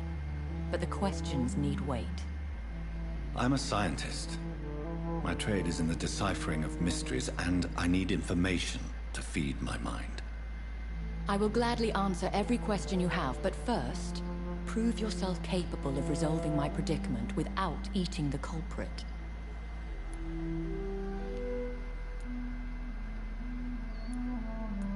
Dr. Swansea has commissioned me to be your agent in this matter.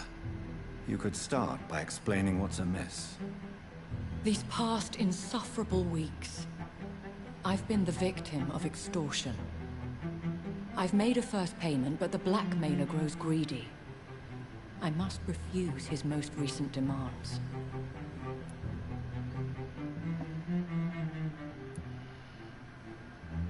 Who would be so foolish as to threaten you? A kindred spirit.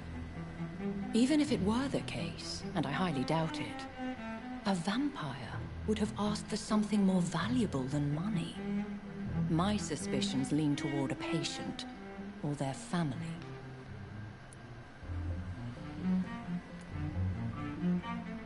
If we're dealing with an ordinary criminal, surely you've the means to deal with it yourself, if I may. As immortal tradition doth dictate, all fangs and hypnotic eyes ablaze, the blood would run like a river. That's what I hope to avoid. Violence has a tendency to spiral out of control. What are your expectations? Please be precise. As the newly appointed surgeon of this hospital, you are in an excellent position to ask innocent questions and deftly learn the identity of my blackmailer. Please continue. Every detail is essential. I'm your man. My embarrassment in this matter is eclipsed only by my shame at having put the hospital at risk. The threat from our anonymous scoundrel is clear. A list of dates. My visits coinciding with the dates of suspicious patient deaths due to massive blood loss.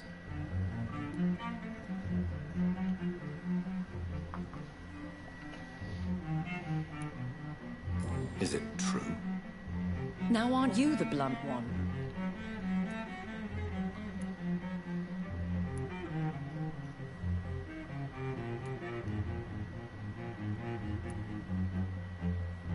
You are aware that I too know the thirst for the scarlet nectar. In all honesty, I'm not simply a patron to the hospital. My visits serve a dual purpose. Dr. Swansea has been treating my condition with a revolutionary technique of blood transfusion. It seems you are a specialist in the domain. I'll take care of it. Do you know where I should start? If that was the case, I'd settle the matter myself. You could talk to our local gossip, Harriet Jones. Not a pin drops here without her hearing about it. I'll meet that woman now. My life, as others know, is in your hands, Dr. Reed. I'm sure of your discretion, but I do fear your powers of persuasion will be put to the test. When this is resolved, I'll be your obligé. I'll answer all questions in regards of your condition.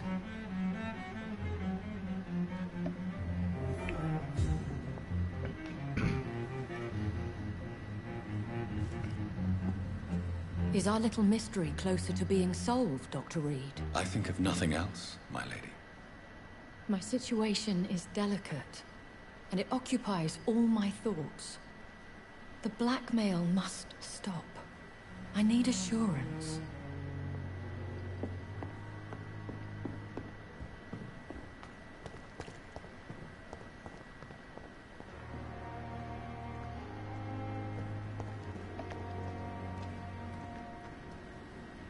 Good evening, Milton. Good evening, Doctor. Still trying to save lives? Have you heard of any underhand dealings going on in this hospital? There are a lot of secrets round here. I'm not surprised someone tried to make money from them. What kind of secrets? I'm not in the gossip business, Dr. Reed. If you want to know more, you better talk to Harriet Jones. She's the oldest patient here.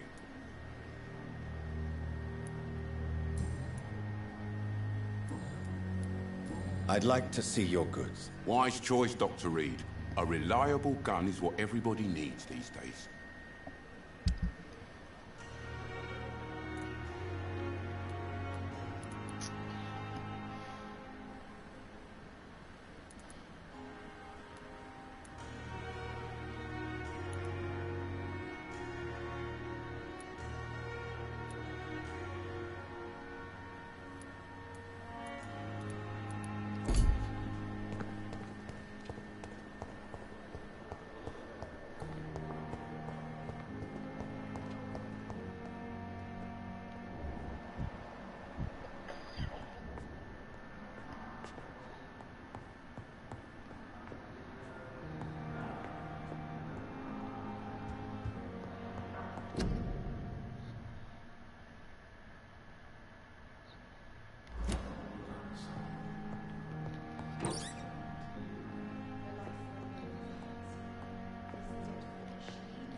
What is this?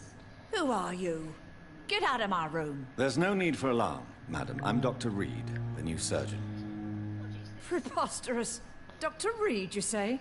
I don't want some bumbling intern. Where's Dr. Swansea?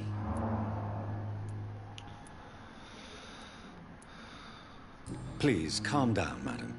I assure you that I am highly qualified. I'm just back from war duty. How brave. Threatening an old defenseless woman. You know how long I've been a patient here? You've picked the wrong fight. I'm Harriet Jones. Harriet Jones? Indeed. I've been meaning to have a chat with you. You know what goes on here better than any other patient, I gather. Oh, better than any patient, nurse or doctor. I've seen so many vile undertakings. I heard there have been some despicable goings-on. Was there a case of blackmail?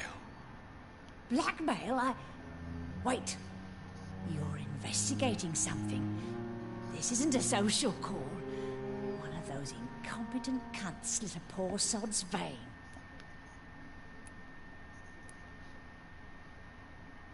You seem to know more about the goings-on here than anyone else. Beware, Miss Jones, in case suspicion should fall on you.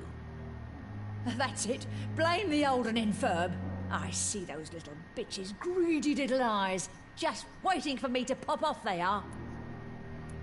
If I didn't know better, Miss Jones, I'd be inclined to say you enjoy this type of idle gossip.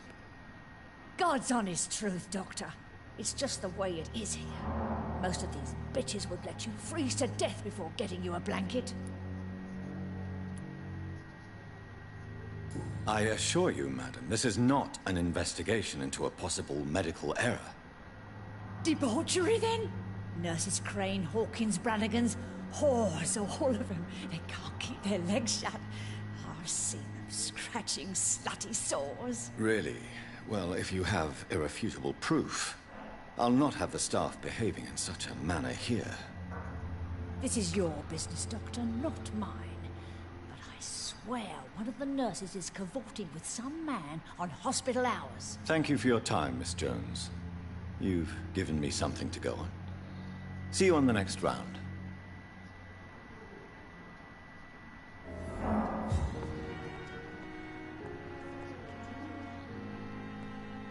The patients and staff might know something. I'll start my investigation with them. Fear and disgust on every street corner. The daily I wonder what your routine. last thoughts would be, sir.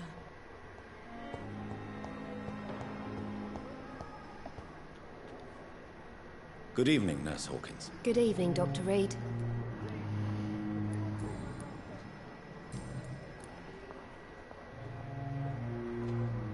What can you tell me about the strange man visiting one of the nurses during her shift? Let me guess. You spoke with that old shrew, Harriet Jones. Do not pay attention to her, Doctor. She's full of fanciful tales.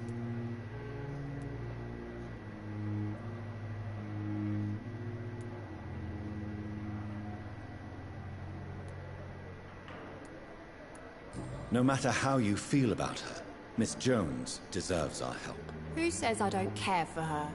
Hate is what keeps that old crone alive.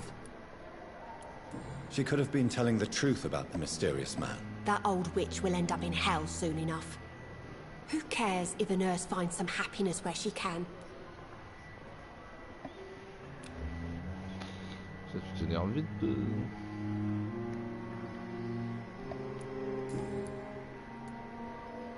What can you tell me about the strange man visiting one of the nurses during her shift? Let me guess. You spoke with that old shrew, Harriet Jones. Do not pay attention to her, Doctor. She's full of fanciful tales. Ah ouais, c'est bon, j'ai compris. Goodbye, Nurse Hawkins.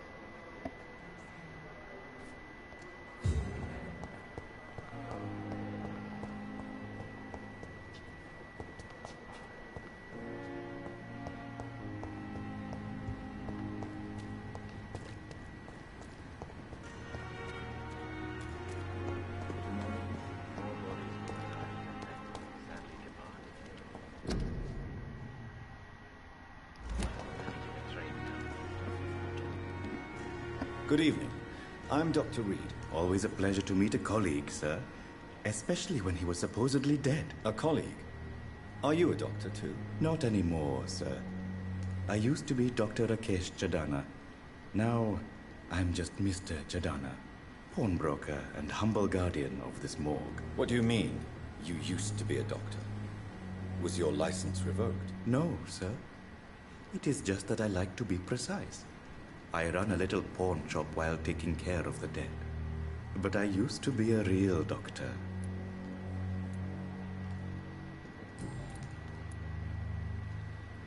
Are you afraid or uneasy being surrounded by so many corpses? Why should I? These bodies are empty vessels. Flesh left to decay. Poof. No soul anymore. All gone.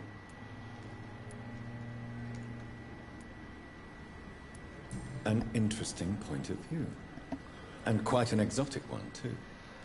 Most people fear, or at least have a respect, for dead flesh. Sir, as a medic during the war, I learned to face my death and the death of others. It's the pain we have to tame, not death itself.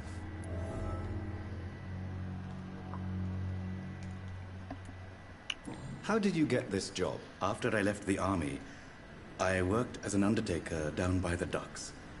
A dangerous place with many an unpleasant business there. Milton Hooks helped me get a job here. Do you work here alone? Yes, very easy work, sir. All I have to do is watch a few bodies. The situation was very different when the main morgue was still open. Why do you have to watch these bodies? Because these poor fellows have no names. We keep them in case someone comes looking for the missing. Sadly, very rarely happens. Why close the hospital's main morgue? It was for sanitary reasons after the beginning of the epidemic. Cadavers had to be moved to the nearest mass grave.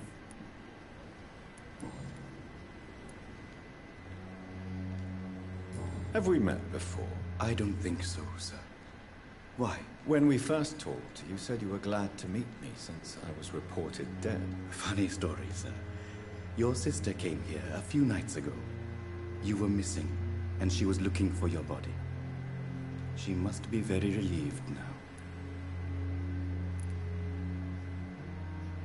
Tell me the truth about your appointment as a medic during the war, Rakesh. The regiment administration appointed me by mistake. I had to learn the job on the spot, sir. Very hard, sir, but I rose to the challenge. Do you realize how many soldiers died because of that decision? You should have refused. Yes, sir. I swear I did, sir. But no one listened. When the first wounded arrived, I had to do what I could. It is an unbelievable story, Mr. Chadana. It was a time beyond belief, Dr. Reed. But I'm happy not to deal with the wounded. I prefer caring for the dead now. You can't impersonate a doctor. You can't improvise a medical education. People could die at your hands. You're absolutely right, sir. But as a field surgeon, it was more like being a butcher. Do you believe you have really helped these people? My ratings were within the averages of the regiment.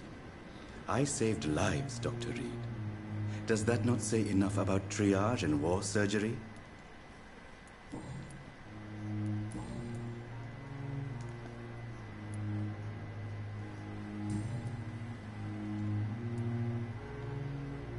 A pawnbroker? I expect you get all types of people here. Yes, sir. All kind of people. For I sell all kind of goods. Who comes here to trade with you? It's very unhygienic, even unsafe. Diseases can spread. For the customers, for the hospital. I'm very cautious, sir. I've been a doctor, remember? And all my clients are good people. In fact, I think I only know good people. What kind of goods? With the quarantine, it's not always easy to buy things. So I trade. I exchange. Some people sell, some others buy. I like to help.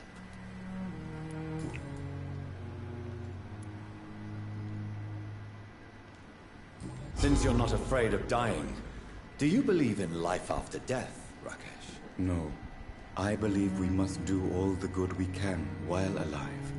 For our time is short, and the obstacles are endless. Do you think you would enjoy immortality as a concept? I don't think so. Don't mistake me. I love life, and I'd like to live a long life. But everything has to decay, sir. Even goodwill. Do you really believe goodwill cannot last? As I said, sir, everything decays.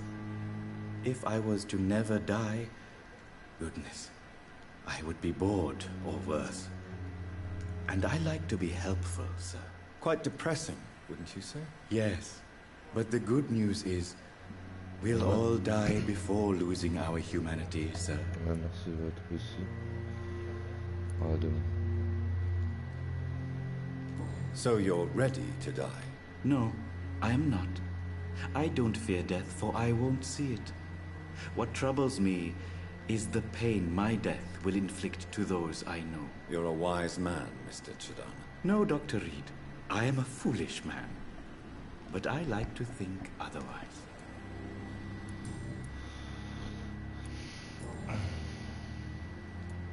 Have you heard of someone blackmailing people in the hospital? Pardon me, sir, but I have no idea what you're talking about. Please show me what you have to sell. Of course. It's just trinkets and curios, really. But I'm sure they can be useful.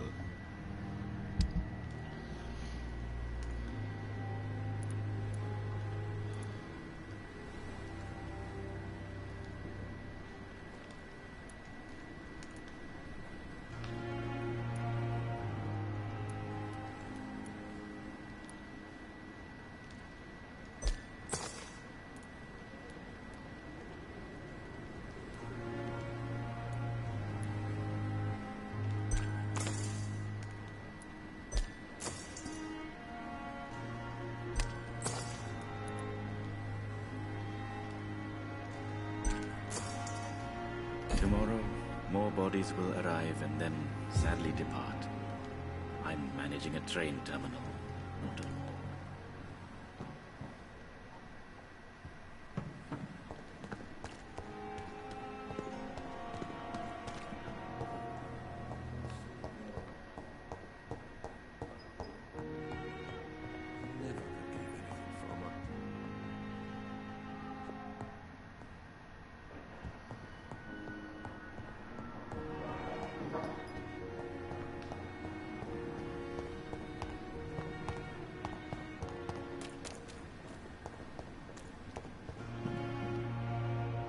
Good evening, Nurse Brannigan. Good evening, Doctor.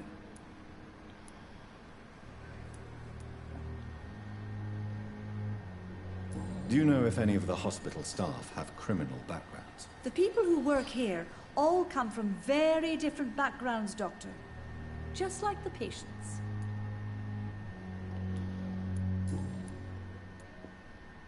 How are things here? Not good, to say the least. We're struggling against an invisible enemy, more lethal than any bullet from a gun. It's hard, Doctor. I'm not familiar with all the staff yet. Perhaps you could help me. Brilliant professionals, most of them. Dr. Swansea has a gift for recruiting talent. Most of them. Is there a problem I should know about, Nurse? It would be inappropriate for me to speak ill of a colleague.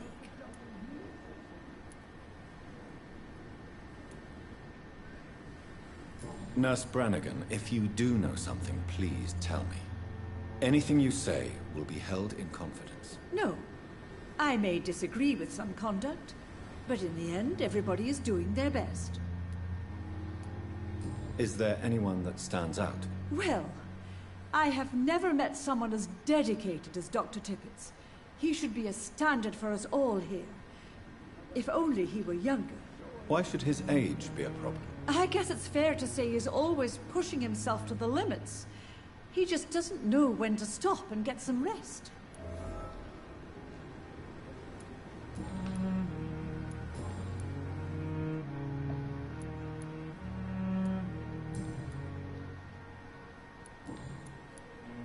Have you seen a strange man visiting any of the nurses here? I've never heard of such a thing, Doctor.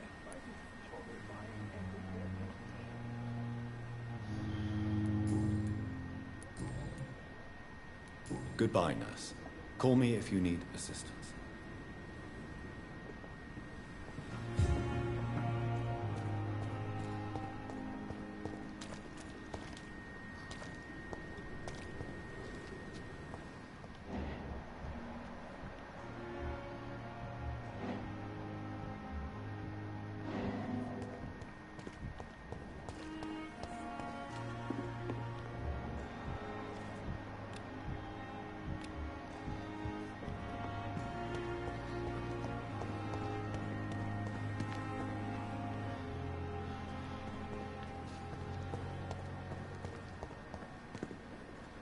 This is no time for self-pity. It is the last thing I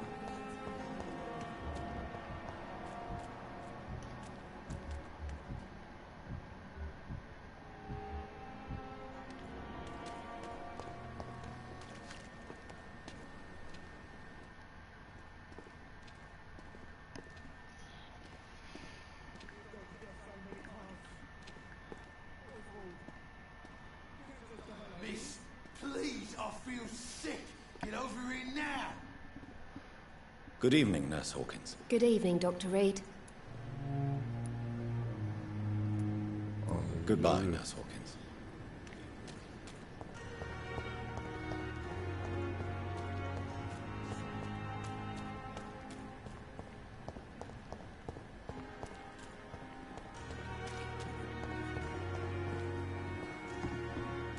Jesus, I've never seen so many people.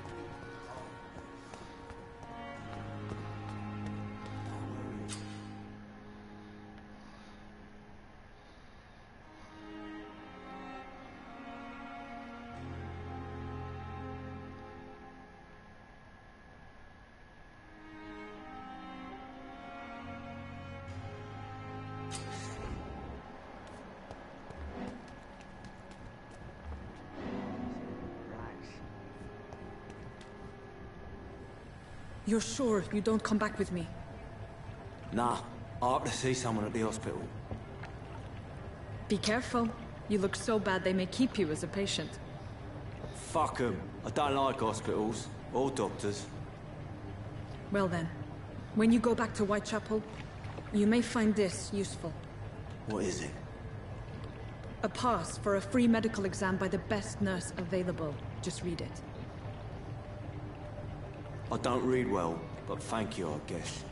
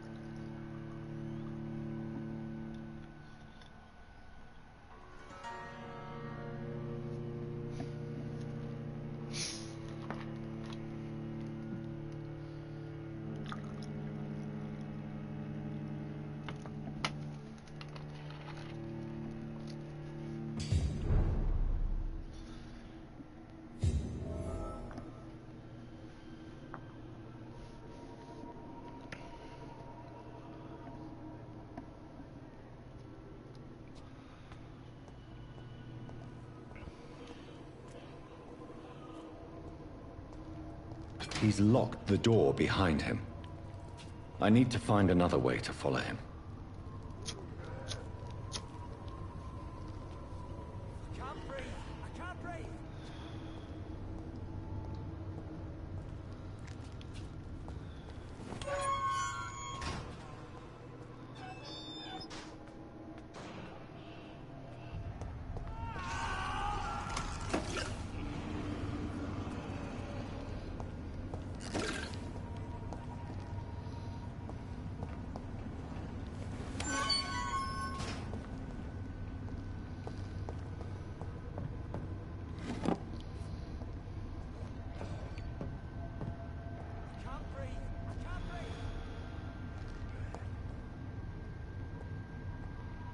This man has been savagely attacked and dragged to the floor.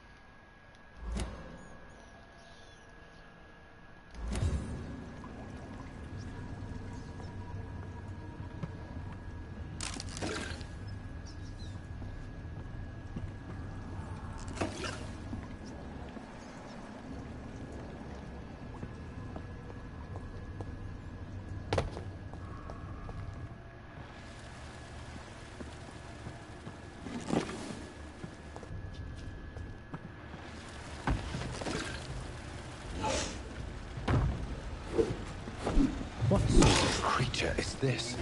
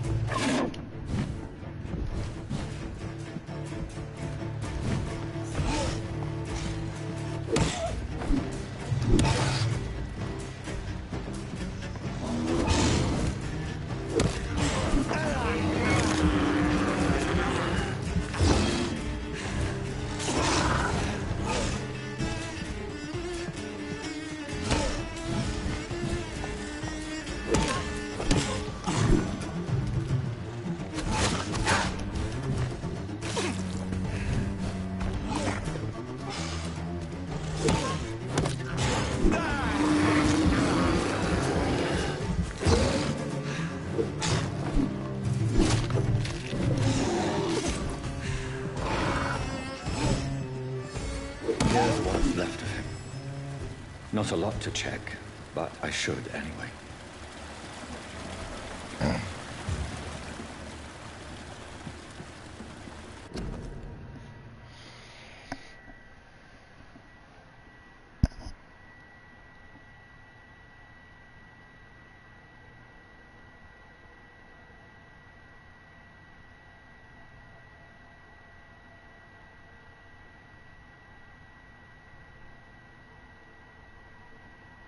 Some voucher for a free checkup in Whitechapel. What is Nurse Crane up to? I really must find her.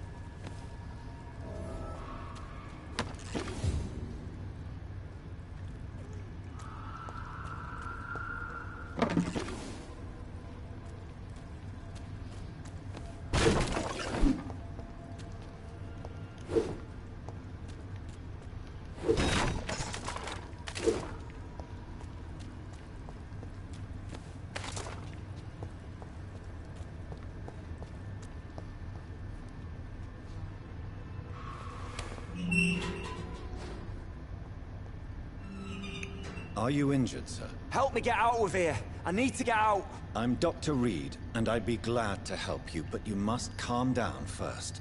Please, take a deep breath and tell me your name. Okay. I'm Oswald Thatcher. Please, I need to get out! All right, Mr. Thatcher, you're safe now. Do you think you can reach the street by yourself? Yes, I do. Good. Now leave this place and enjoy the cool night air. It's quite invigorating. I'm sure you'll feel better if you do.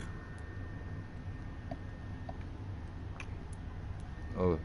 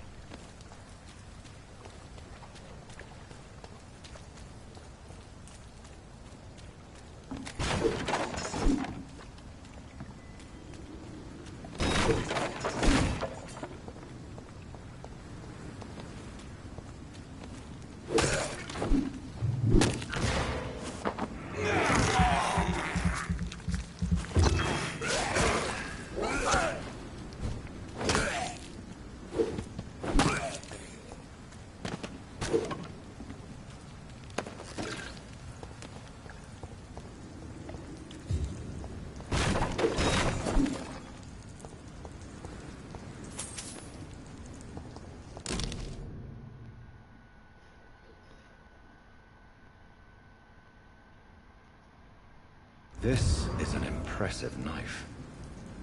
There's a name.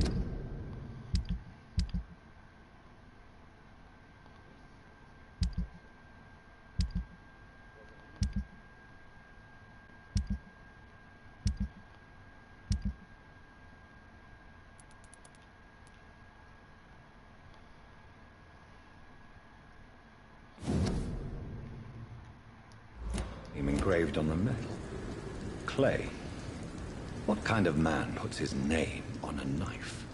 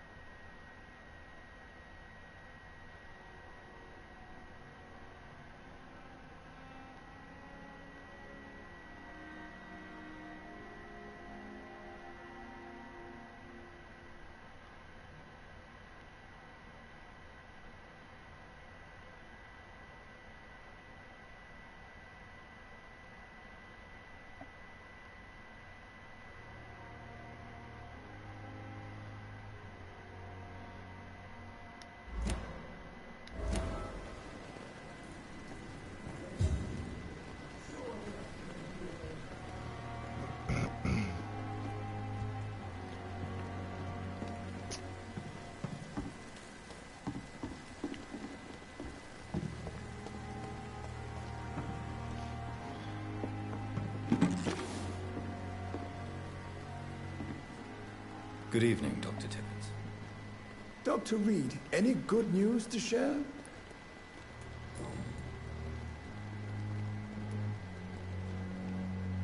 You're exhausting yourself, Corcoran.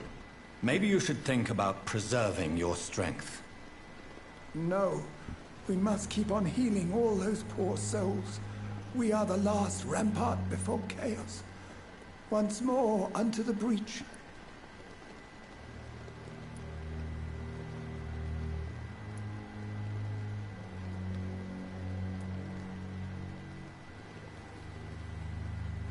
You've nothing to prove, Dr. Tippett, to anybody. And we all praise your experience. Please, have some rest. I am perfectly fine, and I am not too old for this job.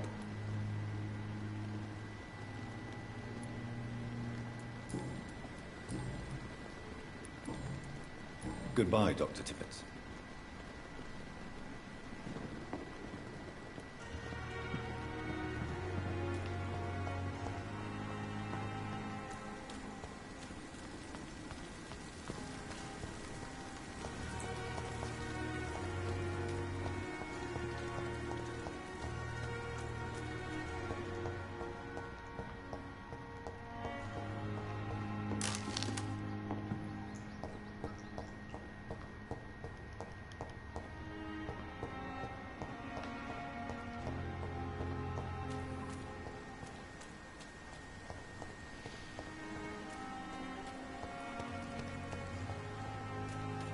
It's locked, all right.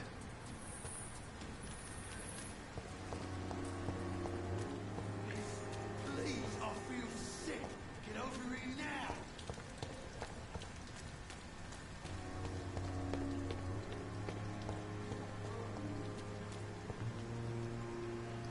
Good evening, Mr. Cox. Dr. Reed.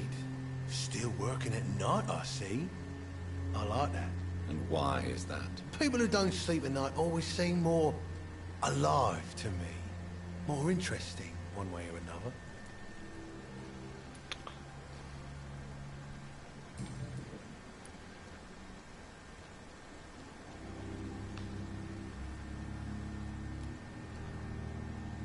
How is your hospitalization going, Mr. Cox? This is a shitty place with shitty staff.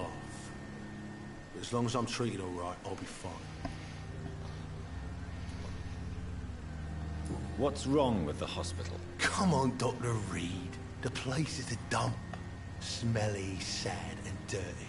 But you're alive thanks to the efforts and dedication of the staff here, aren't you? What are you expecting, a medal? I thought that saving lives was just part of the job. Must be an unsatisfactory profession at this time, I'm sure.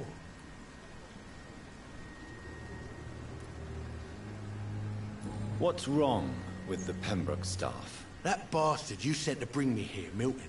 I thought he was going to break all my bones before I reached my bed. I see. Any other smart comments? The nurses aren't too ugly. Especially that foxy one, Nurse Crane. Pretty brunette, tough attitude, all like that.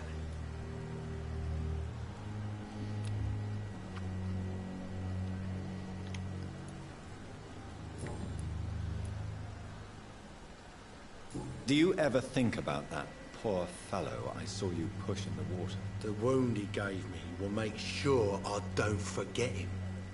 Still fucking hurts. Boss had cut me good.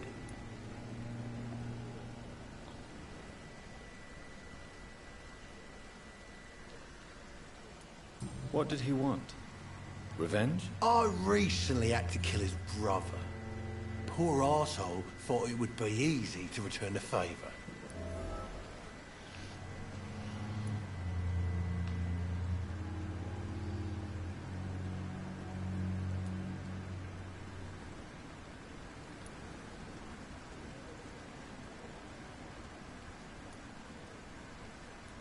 Only the strongest survive, then?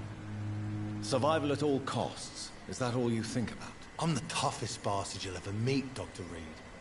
And I don't give a fuck what you think of me. That man was determined to murder you. You almost died. What a surprise. The first time I met him, he nearly shit himself. Fucking coward. I guess revenge gives you balls.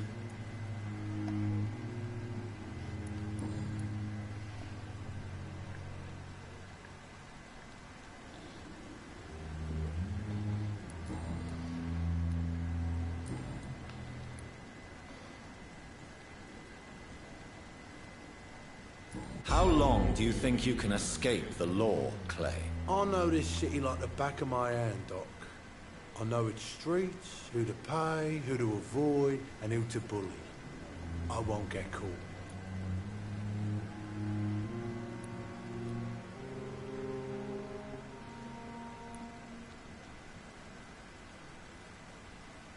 If blood and violence is all you understand, I'm sure it won't be long before you meet them, Mr. Cox. I ain't afraid of death. I don't hide who I am. I live my life honestly, which is more than I can say for most folks. And who are you, then? I'm the leader of the Wet Boot Boys. One day, I'll leave this shitty place and punch in the face all who thought I would not come back.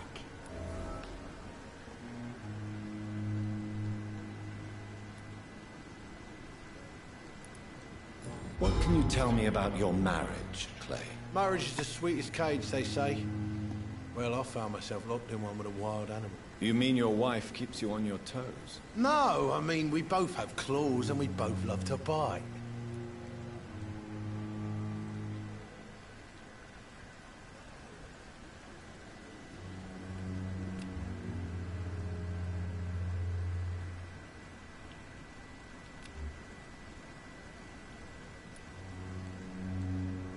Am I right to assume your wife's letter pissed you off, Clay? I was so mad, I threw away the knife she got me when we got married. Your wife gave you a knife as a wedding present. That knife has always been my lucky charm. If I'd had it in my hand when I got stabbed on that pier, I'd not have been wounded.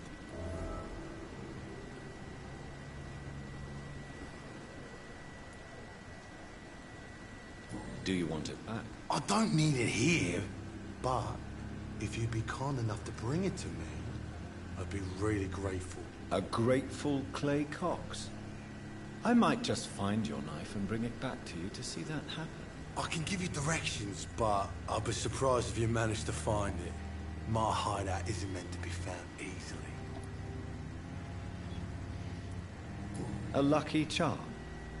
I never would have taken you as the superstitious type. We all have our flaws, Doc. Mine's to have my weapon of choice for when the really dirty business comes around.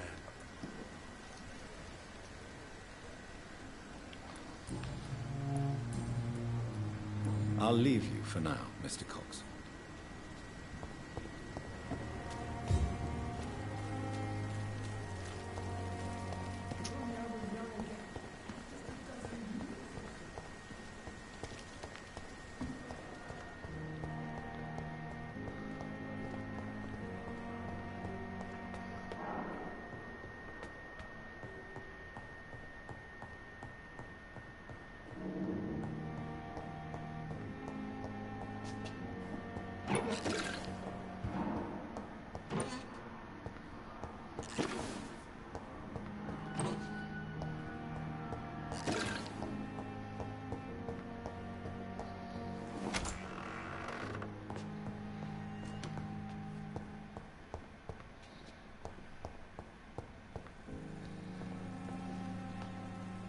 The flower's dying.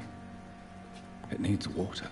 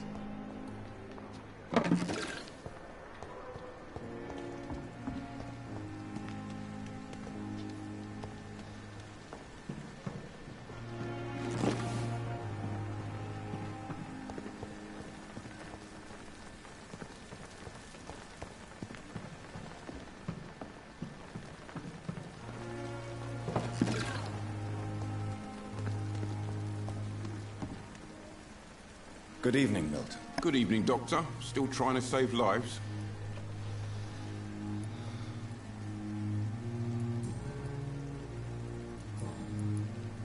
I'd like to see your goods. Wise choice, Dr. Reed. A reliable gun is what everybody needs these days.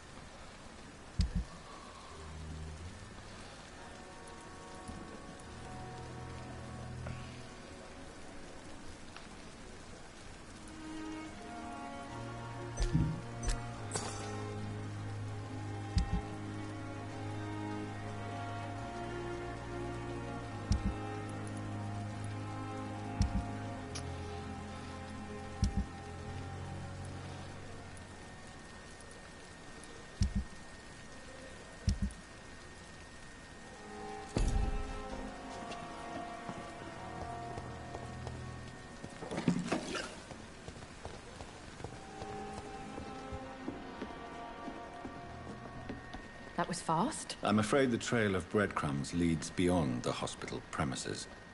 I must leave for a time. Is that so? Why? Now it's time for you to be patient. It would seem that your blackmailer is part of a more complex machination whose root is in Whitechapel. Machination? Do you suspect another immortal is involved?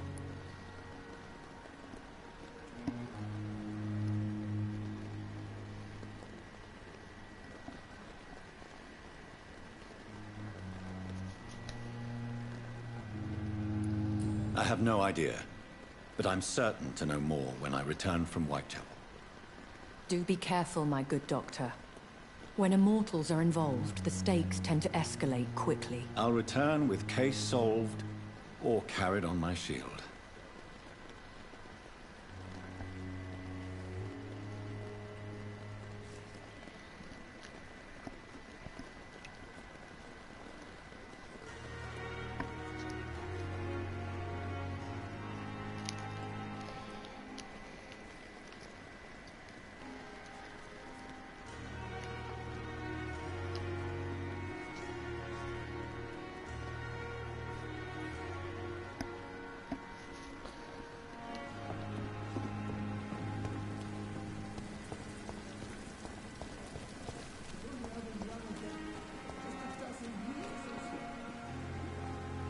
Hey, Doc.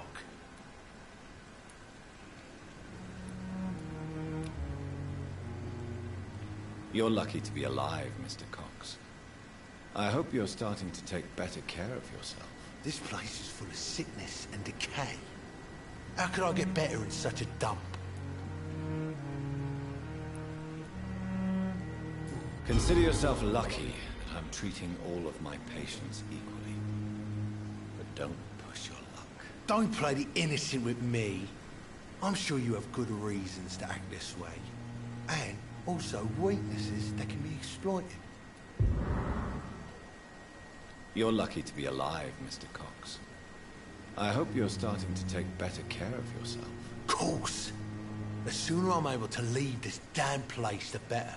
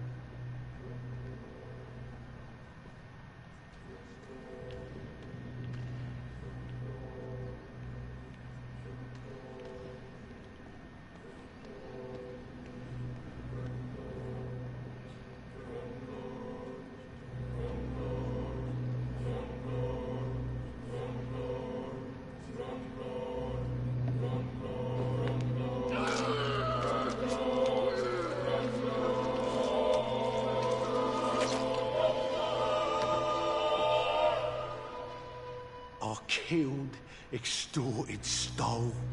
Now I'll die. Fuck it. I'll live the way I wanted.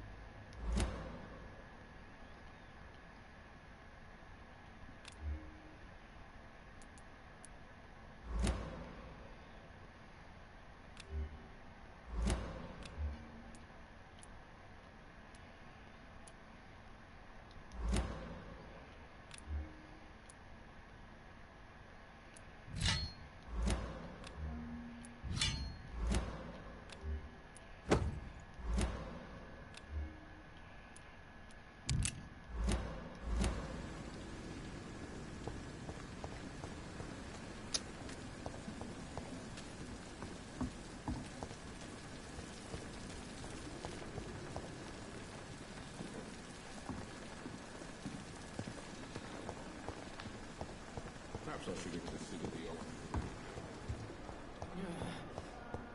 Damn. The pain.